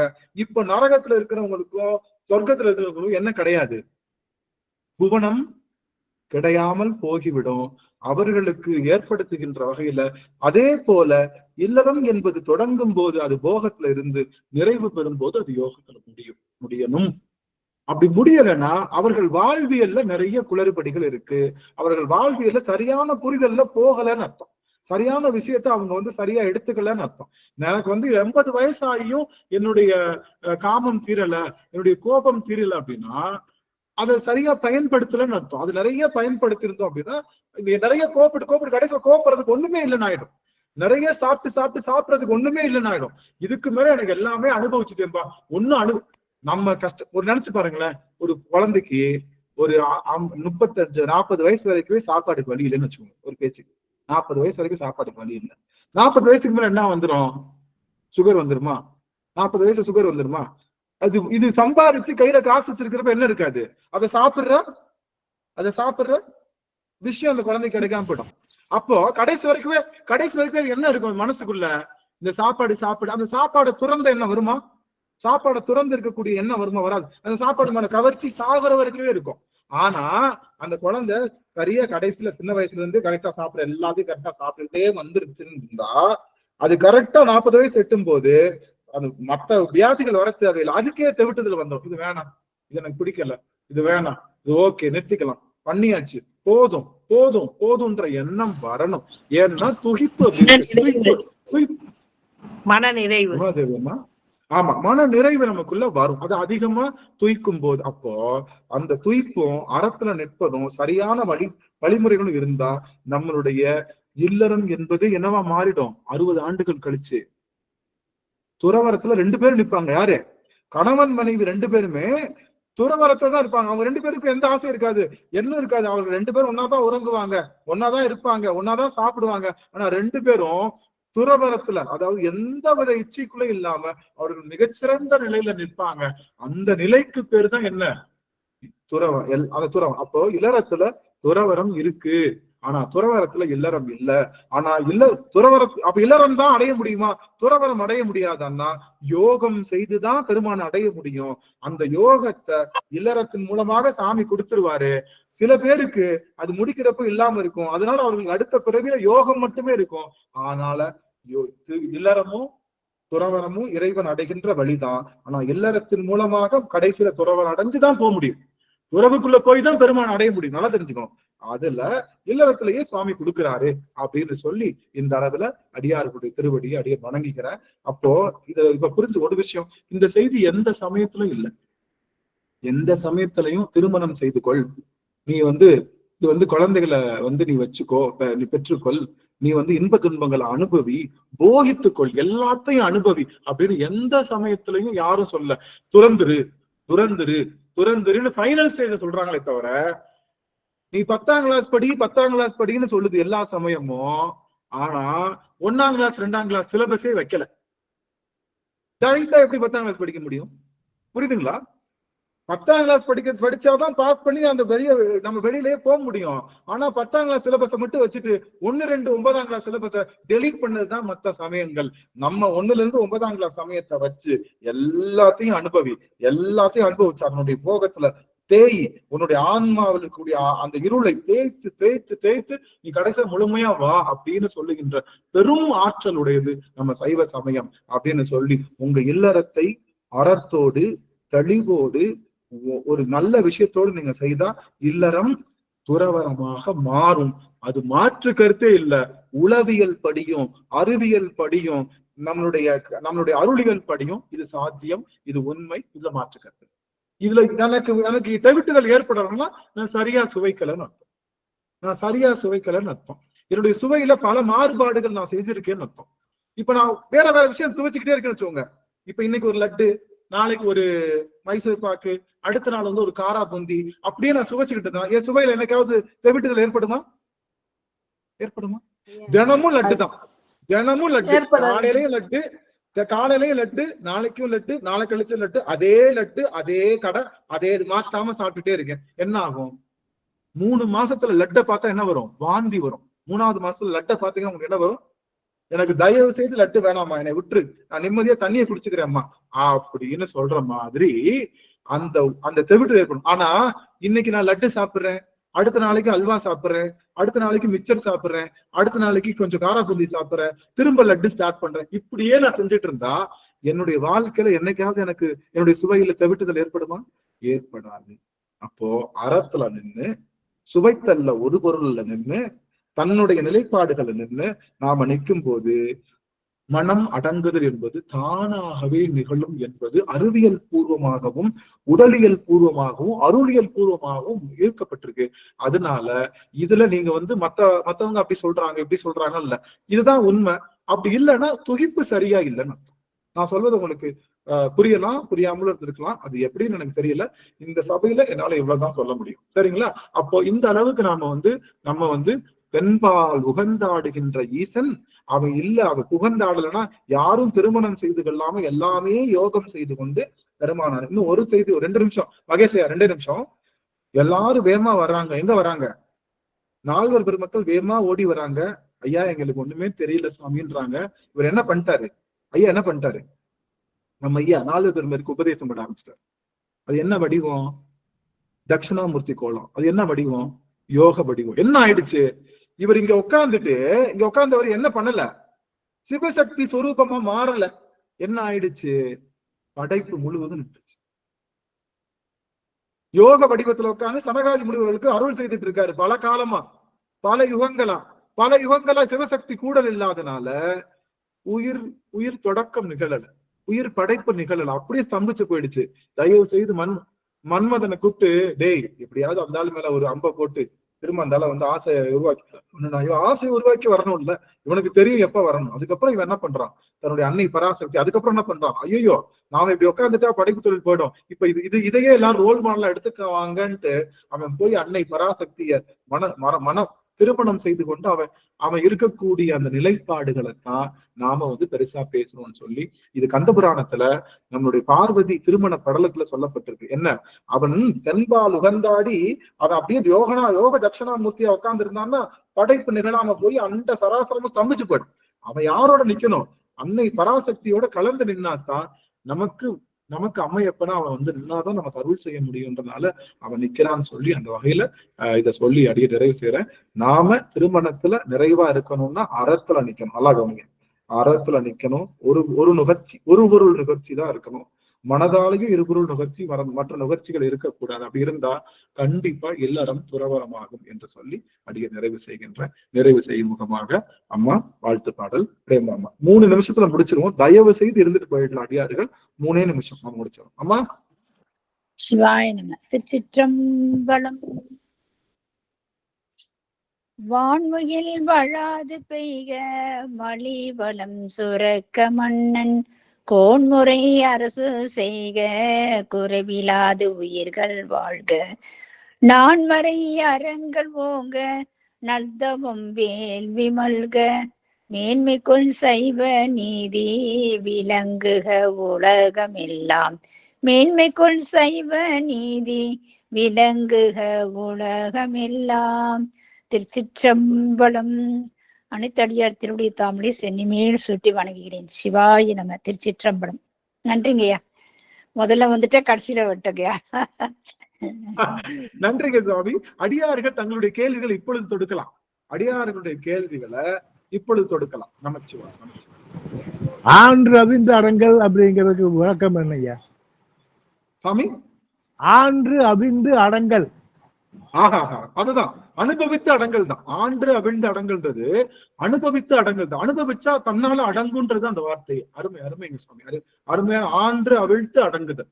அது ஆண்டுனா அதை ஆட்கொண்டு அவிஞ்சுனா அவிஞ்சு அதுலயே இருந்து அவிஞ்சு அதை என்ன பண்ணும், அடங்கி போறதுதான் அதை சொல்றோம். அருமையான கேள்வி. அம்மா செல்வி சஞ்சீவி அம்மா சாமி வாய்ப்பு. ஆமாங்க. மதுரையில அந்த இவங்க வந்து முக்தி அடைஞ்சிருக்காங்கன்னு சொல்றீங்க இல்லையா, அது எனக்கு சரியா புரியல எனக்கு அது. இல்ல எல்லா சிவத்தலத்திலையும் ஆன்ம மூர்த்தியா அந்த இடத்துல ஒரு சித்தருடைய ஜீவ சமாதி இருக்கு அப்படின்னு சொல்றோம். நம்மளுடைய தெல்லையில வந்து இவர் இருக்காரு, அவர் பேர் என்ன, அது மாதிரி ஒவ்வொரு திருப்பரங்குன்றத்துல பாத்தீங்கன்னா அவர் பரங்கிரிநாதர் இருப்பாரு. இன்னும் திருப்பரங்குன்றம் மச்சமுனிநாதருடைய ஜீவ சமாதி இருக்கும். திருப்பரங்குன்றத்துல தெரியுங்களே, திருப்பரங்குன்றம் மலை பேர மச்சமுனிநாதருடைய ஜீவ சமாதி இருக்கும். அப்படி எல்லா சிவத்தலத்திலையும் ஒரு ஜீவ சமாதி இருக்கும். சித்தர்கள் வந்து சிவபெருமான வழிபட்டாலும் கூட நாம சித்தர்களுடைய காதில் நம்ம போறது கிடையாது. சித்தர்கள் வழிபாட்டுக்குரியவர்கள், போட்டுதலுக்குரியவர்கள், அவங்க வணங்குறோம், போட்டுறோம். ஆனா அவர்கள் பாதையை நம்ம நூல் பிடிச்ச மாதிரி பிடிக்கிறது இல்ல. அதுக்கும் நம்ம சைவத்துக்கும் மாறுதல் உண்டு அப்படின்னு அடியேன் சொல்றேன். ஐயா சிவா, ஐயா நீங்க சொன்னதுக்கு மிகச்சிறந்த எடுத்துக்காட்டு வந்து திருநீலகண்ட குயவனார். அது வந்து யோகத்துல வந்து முடிஞ்சது, போகத்துல தொடங்கி யோகத்துல முடிஞ்சது, ரைட். ஆனா வந்து நாவுக்கரசு பெருமானோ மாணிக்க வாசகரோ அல்லது திருஞான சம்பந்த பெருமானோ இதற்கு முன்னாடியும் பல பிறவிகள் பிறந்து இந்த போகத்தை அனுபவித்து அதுக்கப்புறம் தான் யோகத்துக்கு வந்தார் அப்படிங்கிறீங்களா? ஆமா ஆமா ஆமா, அது மாற்றுக்கருத்தே இல்லை. ஆன்மா அதாவது இந்த ஆன்மாவினுடைய மறைப்புக்கு ஏற்ற மாதிரி தான் சாமி கொடுப்பாரு. இப்ப ஆன்மாவில 95% மறைப்பு இருக்குன்னா அது அவ்வளவு தேய்க்கணும். இந்த ஆன்மால மொத்தமே 5% தான் மறைப்பு இருக்கு அப்படின்னா அந்த ஆன்மாவுக்கு டைரக்டாவே என்ன உண்டு, போகத்தை அனுபவிக்கக்கூடிய ஆற்றல் உண்டு. ஆன்மாவினுடைய அந்த மறைப்பினுடைய வடிவம் பல பெர்சன்டேஜ்ல இருக்கு. அதுல வந்து சகலர் இருக்காங்க, பிரளயாகலர் இருக்காங்க, விஞ்ஞானர்கள் இருக்காங்க. 3 வகை ஆன்ம வர்க்கம் இருக்கு. இந்த சகலர்கள் தான் கண்டிப்பா இதுல வந்து ஆகணும், போகத்துல வந்து ஆகணுமே தவிர விஞ்ஞானர்கள் நேரடியாவே அவர்களுக்கு அதனாலதான் தட்சிணாமூர்த்தி கோணம் யாருக்கு, விஞ்ஞானர்களுக்கு தான் தட்சிணாமூர்த்தி கோணம். அவங்களுக்கு எல்லாம் போக கிளாஸ் தான் ஃபர்ஸ்ட் கிளாஸ் போக கிளாஸ் தான். 10ஆம் கிளாஸ்லயே அவங்க, ஏன்னா 1ஆம் 2ஆம் வகுப்பு அவங்க இயல்பிலேயே அவங்க ஆன்மா படிச்சிருச்சு. அதனால 10ஆம் கிளாஸ் மட்டும் தான் சிலபஸ். அதனால ஆன்ம வர்க்கத்துக்கு ஏற்ற மாதிரி தான் அதனுடைய நிலைப்பாடுகள் இருக்கு. அதனால அது கண்டிப்பா உண்டு. ஆனா சகலர்களுக்கு போகத்தை அனுபவிச்சுதான் வரணும். அதுதான் இங்க சொல்லப்பட்டது. நல்லது. சுகந்தி அம்மா நன்றிங்க அம்மா. சுகந்தி அம்மா சுவாமி. ஐயா, நானும் அந்த திருநீலகண்டரை பத்தி சொல்றதுக்காகத்தான் இது பண்ணேன். ஆனா நம்ம சொல்றாங்க ஐயா, நம்ம ஆன்மா அவரு மாணிக்கவாசகர் ஐயா சொல்ற மாதிரி புல்லாகி பூடாகி நம்ம நிறைய பிறவிகள் எடுக்க ஒன்னொன்னு ஆசைப்படுற பகவான் வந்து பிறவி கொடுப்பாரு அப்படின்னு. அதே மாதிரி நம்ம அந்த ஆன்மா வந்து பிரியும் போதும் எதன் மேல ஆசை கொண்டு நம்ம பிரிகிறோமோ அது அந்த தகுந்த மாதிரிதான் அடுத்த பிறவி அமையுங்கிறாங்க. அது உண்மையா? அதாவது ஆன்மா எந்த ஒரு விஷயத்த அது வந்து திரும்ப நினைக்குதோ அது அதுக்கு அடுத்த விஷயத்துல சாமி கொடுப்பார். அதனாலதான் நமக்கு பல பிறவிகள் வருது. மாற்றுக்கான நம்ம பிறவிய அதை சரியா அனுபவம் பண்ணோம்னா அனுபவத்திலிருந்து நீங்குவோம். அதுதான் பெரிய அனுபவம். சரியா பண்ணணும், அனுபவம் சரியா பண்ண அந்த அனுபவத்திலிருந்து நீங்குவோன்றதுதான் இங்க சிறந்தது. அருமையான ஒரு புரிதல் சுவாமி. சண்முகப்பிரியா சுவாமி. சண்முகப்பிரியா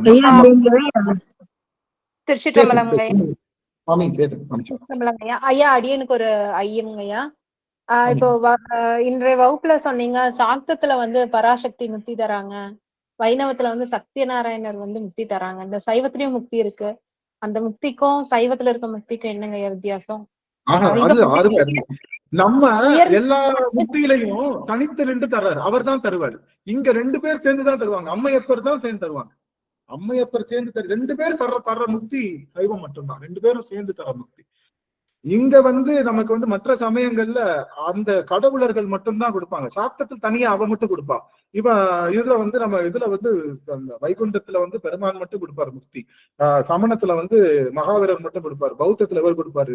இயேசுநாதர் கொடுக்கிறாரு. மற்ற எல்லாரும் அவங்க தனித்தனியா அதை கொடுத்தாலும் 2 பேரும் சேர்ந்து தர்ற முக்தி, ஆண் பெண் இணைவுல தர்ற முக்தி நம்ம சமயத்துக்கு மட்டும்தான் இருக்காதாங்கய்யா? சாக்தத்துல முக்தி பெறவங்க, வைணவத்துல முக்தி பெறவங்களுக்கெல்லாம் என்ன அருமையான கேள்வி.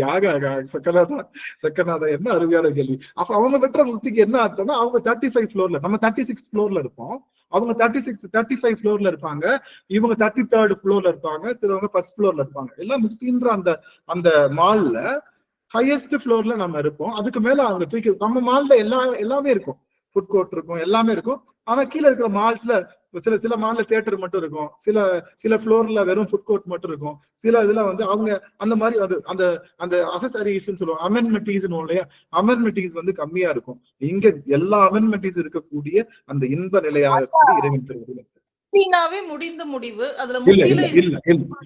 அருமை அருமை. இந்த முக்தியில சைவத்திலேயே வேற இடத்துல இருக்கு. சிவபெருமான தலைவனா கொண்ட சைவத்திலேயே பாடான்வாத சைவம் என்ன சொல்லுது?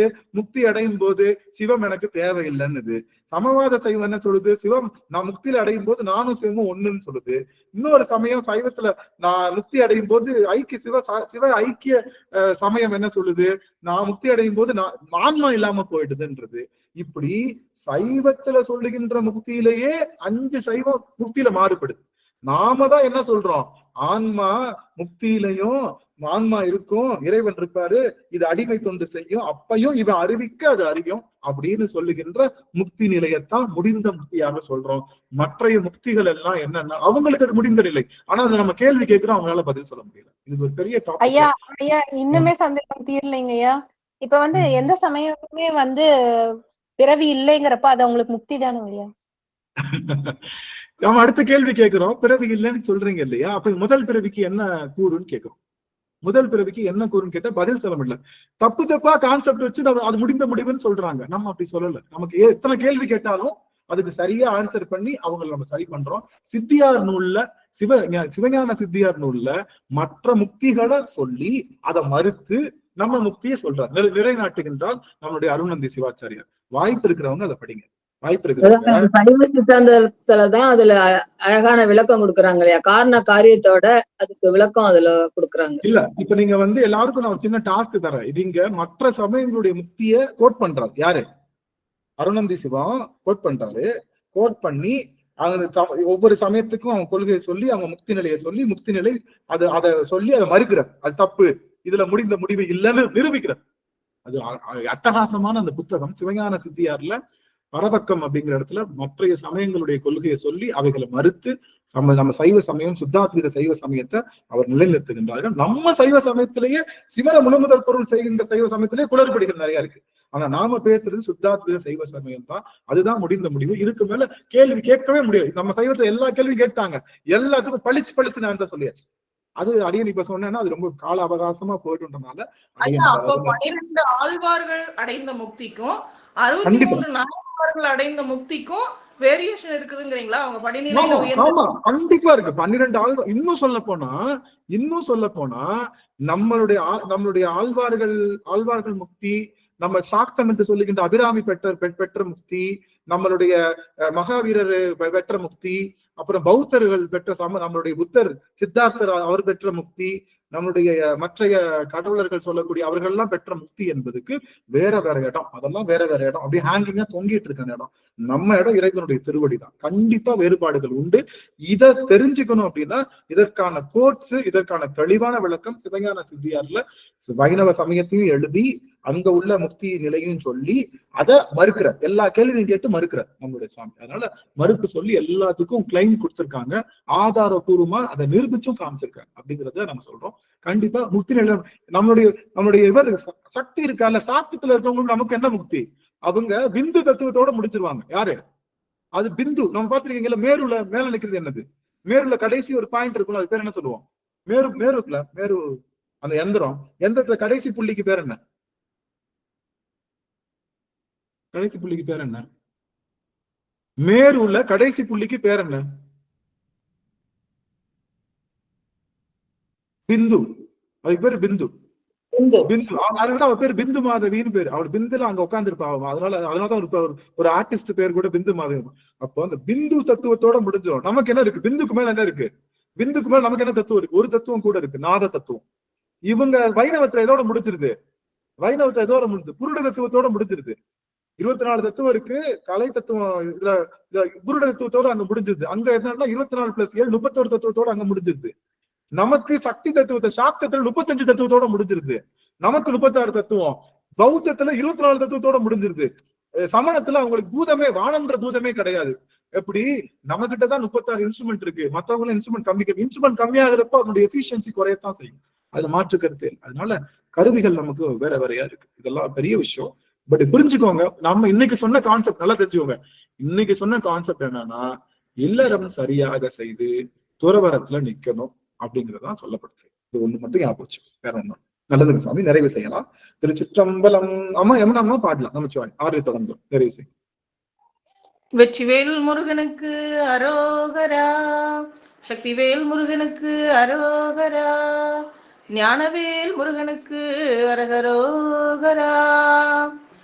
ஆறிரு தடந்தோள் வாழ்க, அருமுகம் வாழ்க, வெற்பை கூறுசை தனிவேல் வாழ்க, குக்குடம் வாழ்க, செவ்வேலேறிய மங்கை வாழ்க, யானை தன்னங்கு வாழ்க, மாறிலா வள்ளி வாழ்க, வாழ்க சீரடியாரெல்லாம் மாறிலா வள்ளி வாழ்க, வாழ்க சீரடியாரெல்லாம். திருச்சிற்றம்பலம். அனைத்து அடியார் பெருமக்களுடைய திருவடி தாமரைகளை மனம் மொழி மெய்களால் வணங்கி பணிகிறேன். திருவடி வணக்கங்க ஐயா. சிவாய நம. ஐயா உங்களுக்கு சொக்கநாதா சுவாமி, அடியார்கள் வந்து வணக்கம் ஐயா. போற்றி பணிகின்றேன் சுவாமி. ரொம்ப மகிழ்ச்சி. நாளைய தினம் வந்து நிறைவு பகுதி நம்முடைய வேல்